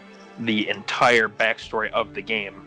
Because with this being a From Software game, a lot of the story stuff is not presented to you first and foremost. It's not like the main draw of it, but there is a lot of story elements there through the different items you get. You can read up on the lore of them, and you have a lot of different subtle hints through the environments themselves and through what characters tell you. So with Bloodborne, after you have your first death, or when you reach the first lantern, which either one happens shortly after you start actually playing, you end up in the Hunter's Dream, where you meet an old man named Gehrman who tells you what the Hunter's Dream is all about. Every year or so, at least the way I interpret it, it happens once every year. There is what's called the Night of the Hunt, where the people will go out into the night and try and hunt down these beasts. And that's really all Gehrman tells you at that time. And all your goal then is to, it tells you just go kill a few beasts. Things will make sense as you keep going. You'll understand why you're in this predicament. So essentially you become the hunter of this new Knight of the Hunt that's been chosen by the dream, and which is what those little messenger guys who show up early, the little white spirits, they're called messengers, and it's their duty to find somebody who can fulfill the duty of the hunt. So the gameplay of Bloodborne then comes down to you have to explore Yharnam, you explore the Cathedral Ward and all of these other areas that are linked to this central city, and you make your way through, you defeat enemies, you have to deal with different enemy types, like there's regular humans that have been slowly corrupted by the blood church that's makes up basically the religion of the area. You have different beasts that show up, like ones that look like werewolves, ones that look like they were originally human that have slowly transformed over time. And there's some areas that you go to that you can see what the full effects of this beast transformation has on people. And as you go through, it is a very difficult game, one that you really have to take your time with and figure things out, like trying to figure out the patterns. But at the same time, you can, if you know what you're doing, you can go in really and play really fast. And if you enjoy a more faster paced sort of action RPG, it's a good game to sort of ease yourself into the Soulsborne type games. Because even though this game doesn't have Dark Souls in the title, it's pretty close in relation to the Dark Souls games themselves. That's why a lot of people, when they like talk about the Souls-related games that came out from like the early 2000s to, or not the early 2000s, excuse me, the early 2010s to towards the end of the 2010s. That's why people call that like the Soulsborne series, because you have like Demon Souls, the 3 Dark Souls games, and Bloodborne. And like I said, Bloodborne doesn't have some of the elements that Dark Souls has, like where equipment can really weigh you down and slow down your like dodge rolls and things like that, but it still has a lot of gameplay elements to it. But going back to what sort of the story tries to do for you, as you play through, you'll then see a few cutscenes that are fully voiced to kind of give you an idea of what sort of the backstory of the game is. So your first goal is to try and reach from an NPC who tells you that you're supposed to try and reach the Cathedral Ward, because that's where a lot of the blood ministration takes place. You end up getting there, you find a lone woman who's in the church, but like I said, how some of the humans that you come across who are going mad from the effects of the hunt / how the blood transfusion works within Yharnam, this woman ends up transforming before your very eyes, like blood splatters across one of the statues of one of the saints for this church. She ends up transforming into this giant wolf monster, and you end up defeating her, and you then see a backstory from touching the skull of one of the, I think what the explanation is that one of the founders of the church, for some reason, they preserve his skull there as a lesson for people not to follow the old ways of the church. Anyway, you touch the skull after you defeat this boss, Vicar Amelia, and you see a backstory with one of the founders of the church and his mentor in this old college called Bergenworth, where you hear what's probably one of the most infamous lines from the game. It's, "We are born of the blood, and we are made men by the blood. But it's important, Lawrence, that we learn to fear the blood. Fear the old blood, Lawrence."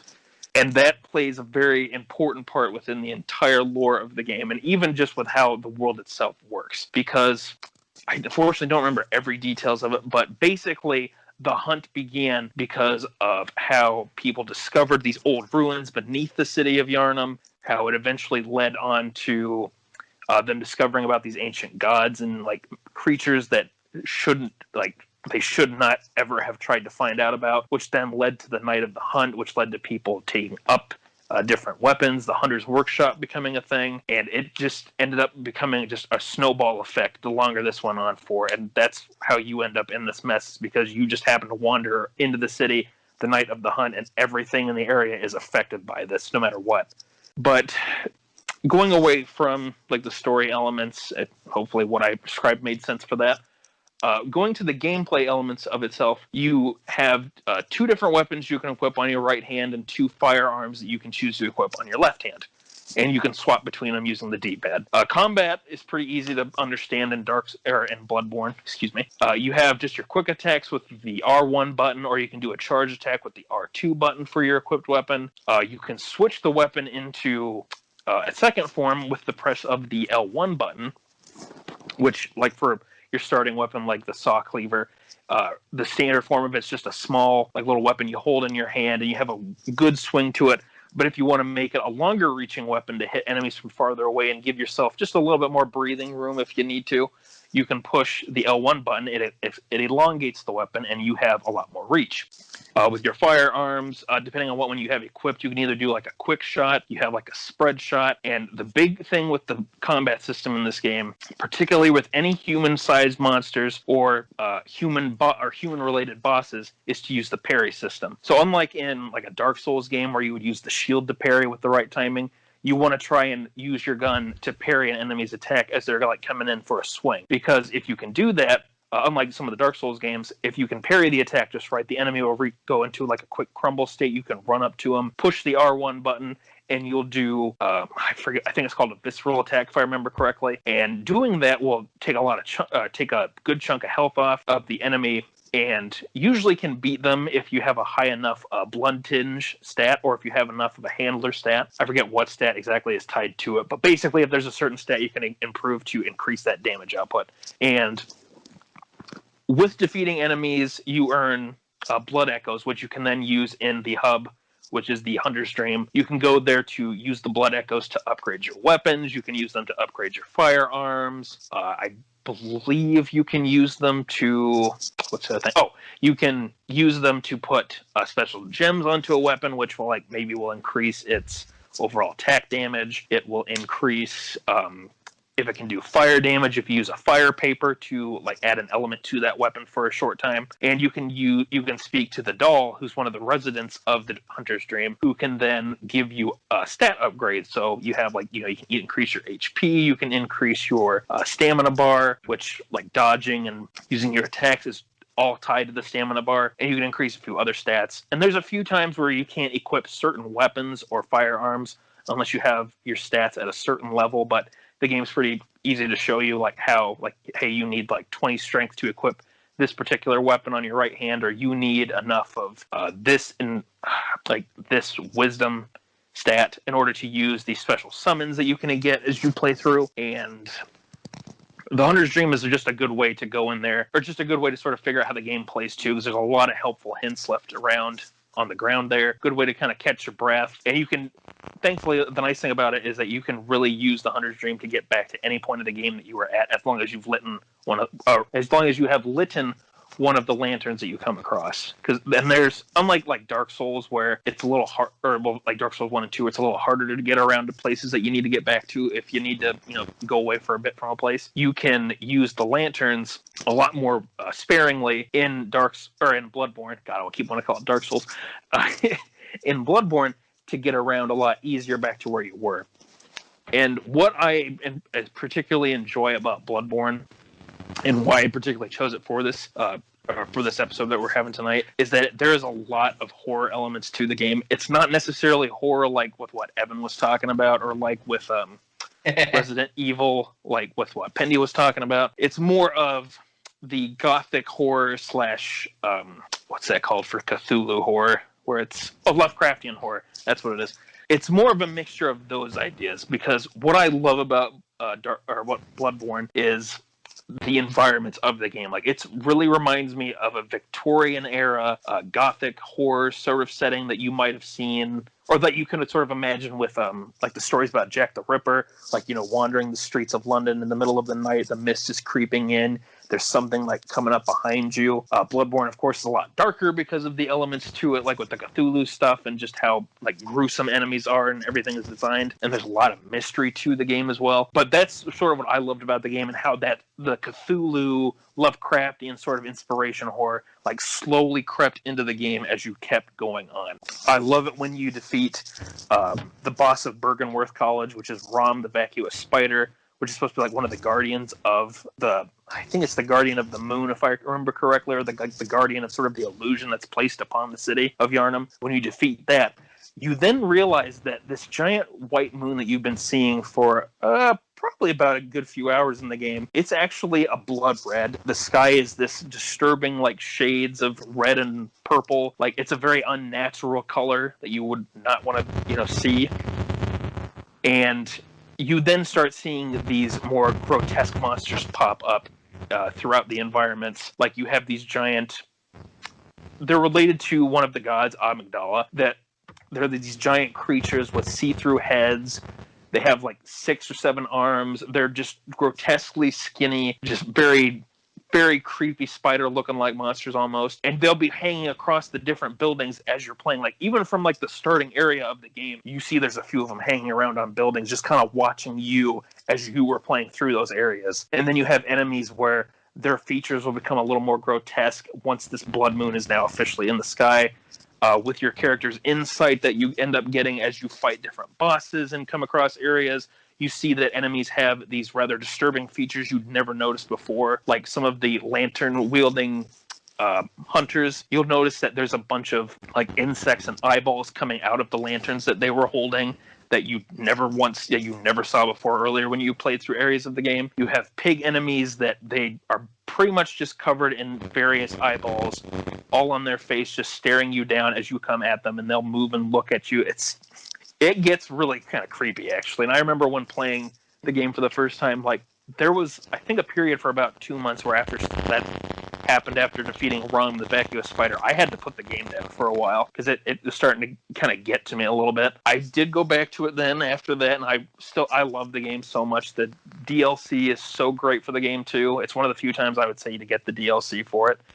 And there's so many layers to the game of how everything connects to one another and how everything is tied into itself, and how the DLC really does a great job sort of further showing some of these characters you found out about when you were originally playing through just like the base game. Like some of the members of the church, or like the people who started the hunting or the Hunters Guild. You find out more about them in like the Hunters Workshop. It's really cool. And like one of the bosses too that you fight in the DLC is actually related to one of the most important NPCs that you were helping out. And unfortunately, it's something that didn't get fully explored in the base game, or in the main game and the DLC.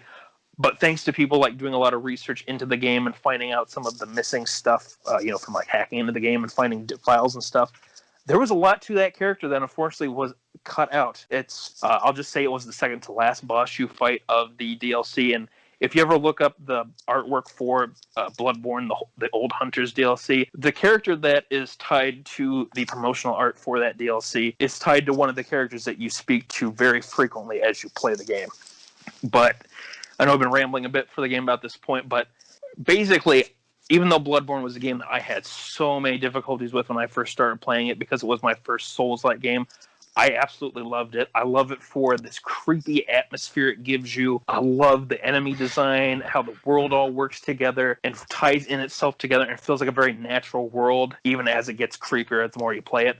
The dream worlds that you go to and the nightmare areas are so cool, and even though they're some of the most goddamn creepy places I've been to in a game that I've played, they were so good. I just couldn't put the game down after a point. Like when I went back to it after those few months, it was so good. I couldn't go back to it. I replayed through it. It gets harder when you replay it as well, which is something that I enjoy because I liked going back and fighting these bosses again that I could easily now fight a lot better, but still have a challenge to it. And like it's like Until Dawn, you can get it for like $20 now for your PS4. It's damn well worth it. I love that game so freaking much. It's so good. So good. Yeah, I have a lot of respect for that game, but I'm just like, I tried playing it for like hours. I couldn't do it. I was like, I'm not very good. I think I played the first Dark Souls. I wasn't good at it. But I heard that Bloodborne was more, less, guardy, less, blocking. It was more attack, which I felt would be more suited to me. I tried playing it. It was not very good. I really respect the aesthetics of it, but it's like one of those games where like I'll never be able to play it myself. I can feel you on that because one of the first bosses you actually have to fight is Father Gascoigne, and I remember when I first played that game, Evan, I could not beat him to save my life. Like, I think the day I started that, I started it at like, because I had that day off from work, I started it at like 10 o'clock in the morning or so. I don't think I beat him until like 10 o'clock the next night. I tried fighting him again and again so many times. I was having a hell of a time playing it. But when I finally beat him, that's when things finally started clicking with how the game worked. Because I realized from watching some like tutorial videos and what to expect from that boss, he's pretty much there to sort of teach you like the importance of using the parry system. And like I said, once I beat him, things really started clicking a lot more with the game, like how it wanted me to play it. and what it sort of expects from the player to play it with the parry system, and like when to like properly, go in for attacks and when to back off. Use what you can for your advantage. Use the environment, and yeah. But fucking, pardon my French, but Father Gascoigne is the biggest piece of shit. I still hate that boss so much to this day. I can beat him now, no problem, but I hate him so much. I did watch a little bit of a Let's Play where there was a meme for a while where the Let's Players, I think they refer to him as Father Gascoigne, like that. Like they put a lot of accent on his name. Yeah, he's definitely the gate to make sure that you know how to play. And I mean, I'm glad that, like, looking back at it now, I'm glad the devs have him there, because I mean, I think without like constantly throwing myself at that brick wall, I wouldn't have realized like how important the parry system was, and like when to sort of use the environment to your advantage to try and heal up or to like restock your bullets when you need to. But that boss is such a pain in the ass. If you've never played Bloodborne and is like your first time hearing about it, for any one of our listeners that has never played the game before, just when you get to fighting Father Gascoigne, just take your time figuring things out. And make sure you use your gun to parry his physical attacks, because otherwise you're going to have a really bad time. But just one more thought I'll say before I wrap up talking about it. This is a game that I do like to go back to around Halloween time, since I originally played it. It's a good sort of game to play in the middle of the night too, especially with some of the areas where actual music will play in the background. This isn't a game that usually has a lot of sound to it, other than when you play, or excuse me, it doesn't have a lot of music to it other than if you're in like the hub area of the Hunter's Dream, or if you're fighting different bosses. But there's two areas that, of course, they're related to this church, or the blood church that I was talking about. There are two areas that music will play at as you're exploring, and they are really creepy. There's one that's a totally optional area that you don't have to go to. It's at the end of the game. You can completely skip it if you want to. But if you play that and you're playing it in the middle of the night like I did, it kind of gets to you with that music and that creepy, like, pitch black church, and there's wolf eyes just staring at you off in the distance, hanging from the chandelier, and like waiting around the corner. That game can get very creepy. I don't know if I've mentioned enough of that when talking about it, but it can be visually a very disturbing game. They really did a good job with the art style and what to sort of get to you through the environment and through the music and everything. It's probably one of the best games that From Software has made, in my opinion. And I have a lot of love for the Dark Souls games too, but Bloodborne, that's the game for me. Absolutely. All right, Zachary, sounds good with that one. You told us quite a bit about Bloodborne. I'm going to lead us towards the end here with another game I played just this year. This was one I didn't even put on our list when we were planning this episode until Zachary mentioned about 5 minutes before we recorded, and I like, hey, didn't you play Graveyard Keeper this year? And I was like, oh yeah, I did sink like 65 hours into that and did about half the DLC, or quite a bit of the DLC because it was embedded right into the game. So Graveyard Keeper is a game that I looked at, I want to say 2 years ago is when I played Stardew Valley over the summer. And that summer, probably because I was looking up Stardew Valley stuff all the time on my phone, I started getting like targeted ads for, if you like Stardew Valley, why don't you play Graveyard Keeper coming out this year? And I looked at it and it looked pretty funny. It was, I think the tagline is like the most historically inaccurate graveyard keeping simulation out there. And I think even the promos promoted like, hey, collect dead bodies, sell the meat to the butcher, make a lot of money, or dump the bodies in the river. It'll be fine. It might just cause a plague that kills everybody downstream, but that's just more business for you. So it was interesting, but it was only on Steam, and I'm like, you know what? I just sunk 70 hours into Stardew Valley. I don't want to play another life sim like that while sitting on a PC. Like, no, this needs to be on a mobile thing. So I think summer of 2019, I saw that it came to Switch. But as my backlog is always like gigantic, I was like, nah, I don't need to get this immediately. And then the summer, it went on sale, and the DLC went on sale right as I was on vacation, and I was like, this is the time where I usually have more time at night than almost any other time when we're up in the mountains. We get the kids are exhausted every night, and they just wipe out, and I'm like wide awake for 3 hours. So I got it, and yeah, definitely sunk 70 hours into it. It is a game where you start off as a guy who's like buying a bottle of wine or something to take home to his girlfriend, and you get hit by a car, and you wake up, and it's all pixelated. It's a nice pixel art game, would fit in probably a little bit better than Super Nintendo graphics. Probably like 32-bit, 64-bit, but definitely pixel art game. And you wake up, and this skull is like talking to you like, hey, you're our new graveyard keeper here at the graveyard. And you get introduced to all the mechanics of the game, and basically, yeah, you're a graveyard keeper, and you get bodies drawn. A donkey just starts dropping bodies off at your front door, and like, hey, you got to prepare the body and bury it in the graveyard and earn some money. And that's the early part of the gameplay loop. After that, it turns into pretty much all other life sims, town sims. You know, you get into gardening, you get into farming. You have to get into cutting down wood, gathering metals and stone that you then build into crosses to put on the grave sites to raise the rank of the church and make more money through that way.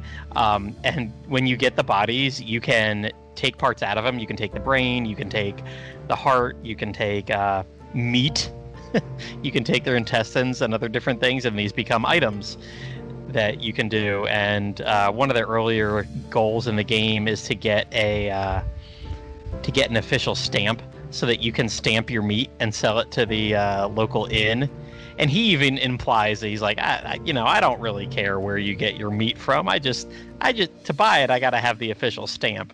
And there's ways that you can go about getting the official stamp, because there's 8, 10, 12 different people that you can story-wise progress through getting their like star level, heart level, affection level up, and you kind of need to do all of them, because at some points you can't advance the story with one guy until you've advanced it with the other. So to get this official meat stamp, you can either raise enough money, or you can go through the storyline with the thief far enough to get his approval, and then he'll just like, hey man, once upon a time I stole this stamp. You want it? You helped me out. Here's a stamp for you. And then you can start making a little bit more money doing that. And as the game progresses, I bought this zombie DLC that came with it, and there's 2 different DLCs, and I didn't even realize the zombie part wasn't part of the main game when it released. But after a while, you can start turning your dead bodies into zombies, and they become workers for you.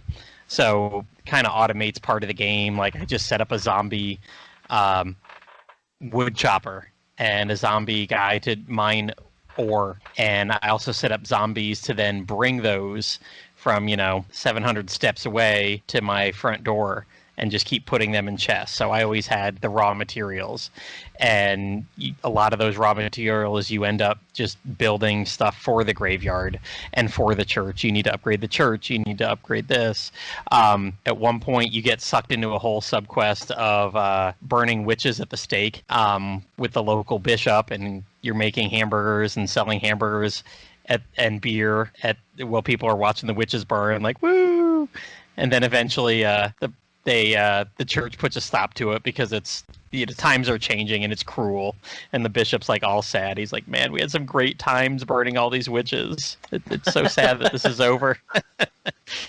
And hilarious. Oh yeah, I mean the humor here is it's right there. I mean it's just all the time. The things that they're saying is ridiculously outlandish. The other DLC that I had allows you to do a series of subquests to then open your own restaurant, tavern, basically. And I thought one of the great things is to do that, you had to get permission from the barkeep, who's like your main source of money for the first, 15, 20 hours. You're selling a lot of stuff to him until you can open merchant quests, and then you start selling merchandise that you can make, start bringing in even more money. But at one point, I think you're trying to buy a plot of land, and he owns the land, the tavern keeper. And then you go through this whole long subquest for the DLC, and he's like, all right, yeah, you made the 10 gold coins, which is something like $10,000 in the game, and you're here making 20, 30, 40 at a pop. And he's like, so what are you going to buy? What are you going to do with all that land you just bought over there? And you're like, well, open a tavern. He's like, son of a bitch, what? You're directly competing with him. Like, yeah, you had to do all this stuff with him to buy the land to open the tavern, and so that then becomes a big source of income. That was pretty fun to then just be able to make all your own alcohol from stuff. But it's funny how much of the game just keeps rotating back to like things you're pulling out of the dead bodies, and there's so many mechanics from crafting and alchemy. And whatever that but it all keeps coming back to the gravekeeping after a while. There's kind of like Stardew Valley. It's got a very small amount of little Zelda-like battles that you have to do. You have to get down to the 10th floor, 10th, 20th, something like that, maybe 15th floor of a little. It's not randomly generated, but it is kind of just generic dungeon crawling almost. It's a very small part of the game. I don't think you can skip it. I know there's some other things that you can skip just by going through other people's subquests and getting them. And part of the DLC from opening up the tavern is suddenly there's like these 10 or 12 legendary pieces of equipment that you can find throughout the game, and gosh, some of them take forever.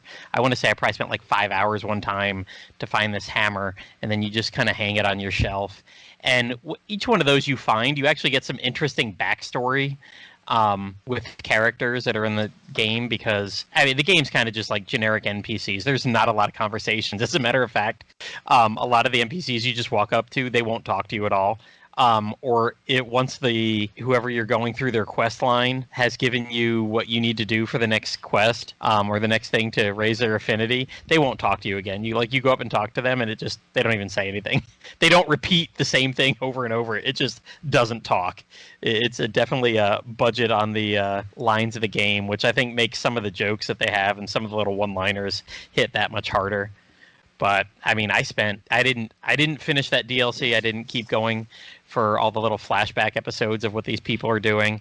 But you kind of get the whole sense from this game that you're stuck in this weird like time looping kind of area. They talk about you being like, hey, you're the like 19th graveyard keeper that we've had, but you came from modern times and just got hit by a car and died or whatever. You're trying to get back to your girlfriend, and the penultimate moment is you do all this stuff with the bishop and the thief, and there's a spell to open an archway, and I won't give away the total end of the game, but you get reunited in one way, shape, or form. And it's got all the life sim kind of stuff, like I said, farming, the crafting, and the alchemy. There's fishing, lots of little stuff. But I sunk 60, 70 hours into it easily in 2 months on my Switch. I think it's the last really long game that I've completed in the past 5 or 6 months. But it's got some little gory kind of gross stuff. You're watching the little witches writhing and burning and coming to a crisp at the stake, but I don't remember any voice acting or anything, and it's just little pixel art. So it kind of it doesn't have Evan, what you were talking about with your 3DS game. You don't get that auditory experience so much. So and the humor in the game is front and center all the time. The donkey that keeps bringing you the bodies, I swear it was like modeled after the donkey from Shrek, because he's just bitching and complaining and joking with you the whole time and whatever. So 100% a comedy / not even horror, but you're taking parts of bodies, you're taking the intestines out and throwing in the chest next to you. So it's a funny game.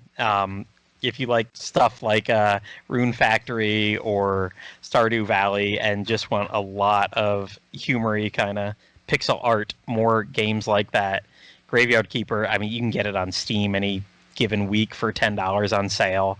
I think I even bought the Switch version for maybe $15 on sale, and the DLC for $5. I think I spent $20 on it total, so got a lot of good fun out of that.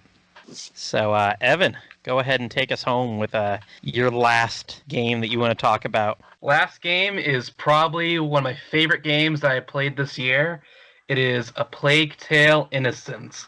It's sort of like a Last of Us style game, although the combat's totally different and the characters are completely different. It's instead of an adult man with a young girl, you are a young girl with an even younger boy. You play Amicia de Rune in 14th century France. Her brother Hugo is being hunted by the Inquisition, and at the very start of the game, you and your brother escape your home just as a plague, the Black Plague, starts taking off.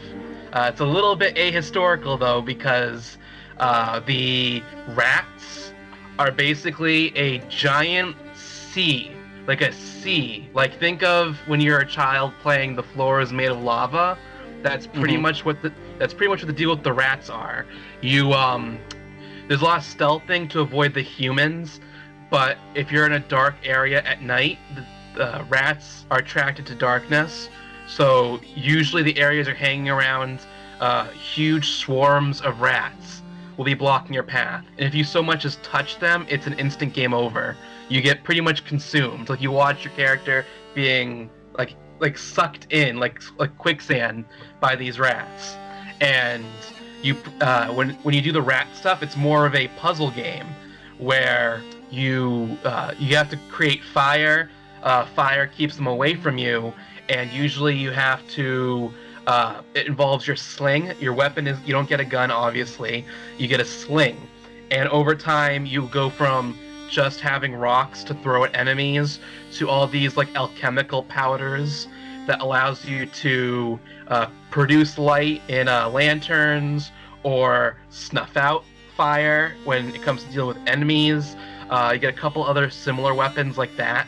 But those are the two I can remember off the top of my head immediately. And there will be parts where you have to avoid a human enemy, and if they so much as get within like 2 feet of you, it's game over. So you have to maintain stealth for a large chunk of the game, but it's not that complex. Like, I'm really bad at stealth, but I was pretty good at the stealth in this particular game. And usually it involves, like, say, if an enemy isn't wearing armor, you can just throw a rock at them and kill them. But if they are wearing armor, you might want to consider getting the rats to attack them. Well, he's holding a lantern, which keeps the rats away. So instead, you might want to consider attacking his lantern, which will cause the rats to swarm him. And usually when they're eating something, they're distracted from you, and you can go right past them. So it also, having them attack human enemies can also create paths forward where it might otherwise be blocked. Your character's brother Hugo is pretty much attached to your hip the whole way through. He literally holds her hand for most of the game. Sometimes you can send him to open things that maybe you can't reach. Like, maybe if you need him to get into a door or get through a window to unlock a door, he can climb up and unlock it for you.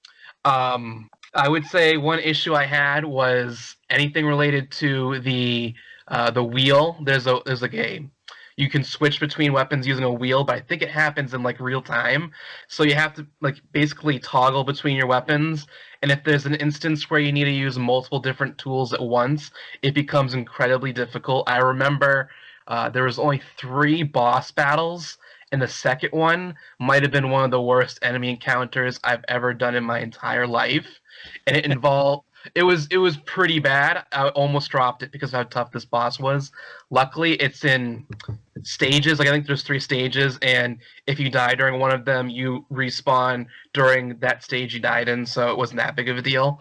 But there'd be things where, like, by like the 3rd stage, I think he was on fire, so the rats can't attack him.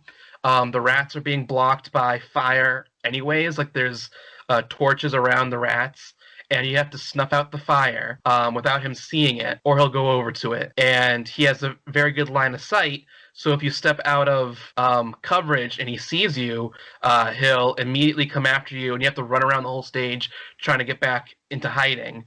So at one part, to do damage to him, you need to snuff out the fire on the torches, snuff out the fire on him, all while maintaining your stealth, and then direct the rats to attack him. And you have to do that like 3 times, and you have to do that like bam, bam, bam. He almost quickly, as soon as he sees a fire is out, he'll fix it. If you put the fire out on him, he'll immediately take care of it. So you have to like bang these steps out, and it was a nightmare. I could not believe how hard it was. The bosses were interesting. The first boss you see in like the first hour, and it's pretty much just to introduce you to the dodge mechanic, which is functionally useless. It's pretty much pointless, because if any enemy is within that close of a distance to you, it's already game over. Then there was this boss, and there's the final boss. And if I were to describe the final boss to you, like say you were like awake watching me play the game for the first hour, and then you fell asleep and you woke up to me fighting the final boss, you'd think I was playing a completely different game. You're like, what is this? It involves like a tower of rats that he slams onto you that you have to dodge. And then you have to direct your own rats to attack him or something. Or he can whip up like a literal like a mini hurricane or tornado of rats, and you have to have your hurricane of rats block his rats. It was nuts, but I kind of appreciated that about the game. It did have some issues with it wanted to be like a Last of Us style game, but it didn't have the Last of Us style polish. The faces almost never emote correctly during cutscenes. They very rarely break a standard like reaction. You don't see them making like happy reactions or negative reactions very well, even though they're speaking very sternly or they're making like goofy jokes. Characters are a little bit stiff in the cutscenes, like they move a little weird. But yeah, I thought it was like a really good game. It's appropriately length. It's like 8 hours or so, 8-9 hours. You get pretty much everything you want out of the game. It introduces the mechanics at a pretty good clip. First, you're just doing basic stealth. Then you're given your sling. Then you're given other tools to use within the sling. Then you're able to manually control rats at one point. There is like a sort of crafting mechanic where you can improve your sling. You can prep it quicker. You can increase your bag, the size of your bag, so you can fit more tools in there. You can create more weapons. Usually, all of your weapons, besides rocks for the most part, require some sort of like stuff you find along the road. Like if you want to create the powder that will douse fires. There's like a special weapon that you can craft just in case an enemy is literally on top of you and you have no other option, but it takes a lot of your resources to make, so it's smarter to not make it at all. There's a couple collectibles, nothing interesting really. It does have, like I said, a little kid, your brother character, who is like this typical like shit kid who annoys you, and it's basically one long escort mission, but I found that the escorting stuff wasn't too tough because he's pretty much on top of you the whole time. He's literally holding your hand the whole way through. So it's not like he'll get away from you often, and there's enemy attacks him. I do believe that's possible, but that's usually when you have to send him off to open like a door or something, or you need to do something on your own without him around, so you have him wait in that spot. I thought like one of the most impressive aspects of it was, even though there wasn't much of a story to speak of, the relationship between the characters was really strong.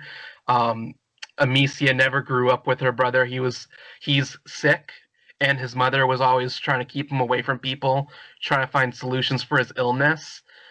His illness is story related, so she never really built up a relationship with him, and now all of a sudden your mom is saying, here, take your brother and run, and now you're responsible with this kid's care, who you don't even know. And slowly they start to build up like a relationship with each other and the other orphans you meet along the way. So it's literally about innocence, these kids' innocence being lost. I would definitely say if you have a PlayStation 4 or an Xbox One, give it a go. It was a great game. It's decently length, lots to do in it. I would definitely give that a 10 out of 10. Best game I've played so far this year. Now I think about it. In spite of the not great near-end boss, but it says a lot that I think I probably spent 2.5 hours just trying to do this boss. And even though I struggled so much with this boss, I still wanted to see the game through to the end because I was enjoying the game so much. I love the characters so much, and I really want to fight the Pope, which is pretty much what the final boss is. Oh, hello, Crondia, too. Yeah.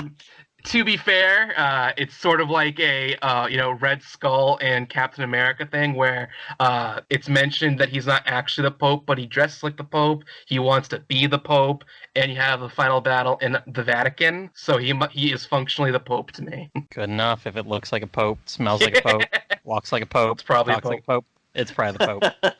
I have a question for you. Did you say at the beginning that the protagonist is running away from the Spanish Inquisition? I think it was. I think it was. They at the start of the game, if I remember correctly, you go home and your brother is being cared for by the mother, and then just the Inquisition storms in and is like, "Where is the boy?" or whatever, and they're like, "Oh, take Hugo and run! They want to kill him," and they burn down. Was that?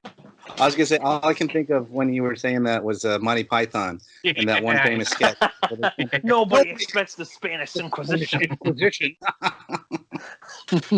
That's all I can think of. That's great. Yeah. They tease. Apparently, there's gonna be a sequel coming out next year. I'm assuming COVID kind of slowed that down, and it's probably gonna be 2022 at this point. But I don't really see where a sequel could go. It had this weird thing going where the ending was open-ended, but also there really was nothing else you could do with with the story. So I'll be curious to see what other plague they can come up with. COVID, a plague tale, exactly. 2020. Little too on the nose. Those rats, I will say, those rats were. The game wasn't very graphically impressive, but those rats were pretty nuts. If you looked really closely, you could see what was up with them. But from a distance, it's just this huge, a literal sea of rats that you have to navigate around. And even after playing for 4 or 5 hours, and you've walked through endless, seas of rats, you I know, you still kind of are afraid that this is the one where you're gonna fuck up, because there's this weird thing where it always feels like your fire is just about to go out by the time you reach the next spot where there's fire. You're always just about to run out, and the swarm is just going to get you. Well, they definitely played their game a lot and timed that well. Yeah. Anyone ever see the movie Willard? Oh, a long time ago. It was a horror movie where the guy ends up commanding rats to go after people that wronged him. So that reminded me of that as well. Oh man, you should just watch the final boss. If you don't want to play it, just watch the final boss, because it's pretty fucking nuts. I really thought it was pretty funny. Of course, now that's exactly what I'm typing in. The Grand Inquisitor here? Yeah, that's him. Oh, geez, I just looking at a screenshot, and that's a lot of rats. Yeah, you Oh, yeah. They don't seem to have any hair. I think there's black rats, and later on they introduce white rats, which are afraid of the dark instead. Well, I mean, if they don't have hair, clearly they're naked mole rats. So we're getting all of the members of the rat family. I mean, chalk that up to probably the development. I believe their previous games before this were Ratatouille tie-in games, or Pixar games. I think they did the WALL-E game, Disneyland Adventures, a port of Disneyland Adventures or something like that. No, all I can think of is the devs were this Ratatouille game is missing something. I know the plague. Let's carry this rat tech over. I was gonna say we've already got the rat model, It's all Remy. Just somewhere hidden in the. They just really want to teach you how to cook. That's all it is. Oh man! I just imagine like one of the big swarms of rats that you gotta avoid. Like just hidden somewhere in the middle of all that. It's like a game of Where's Waldo, except it's Where's Remy, because there's just a Remy model just in the middle of all of them. Like so much more cartoony looking than the rest of them. All right, guys. So does anybody else have any parting thoughts they want to leave us with before we put this one to bed? All right, then.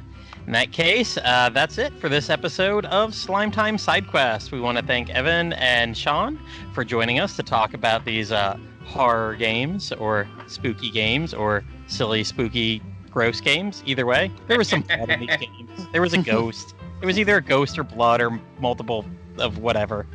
So...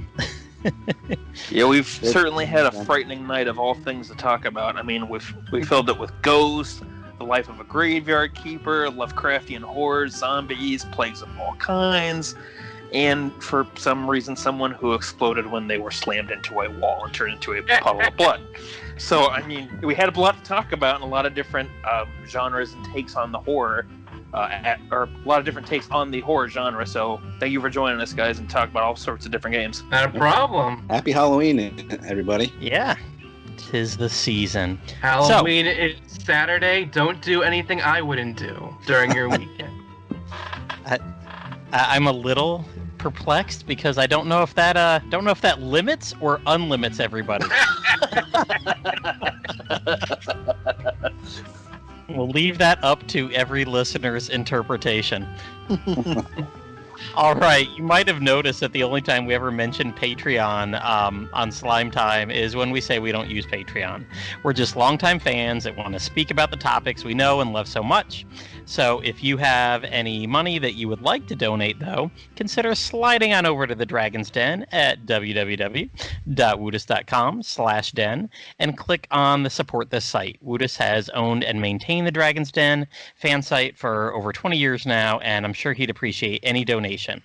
Or if you don't want to donate directly, you can use all his different Amazon affiliate links to make any purchases, especially if you want to order the 3DS games, Dragon Quest 11, 11S. My goodness, how many copies of that are we going to get by the end of the year? There'll be lots more coming.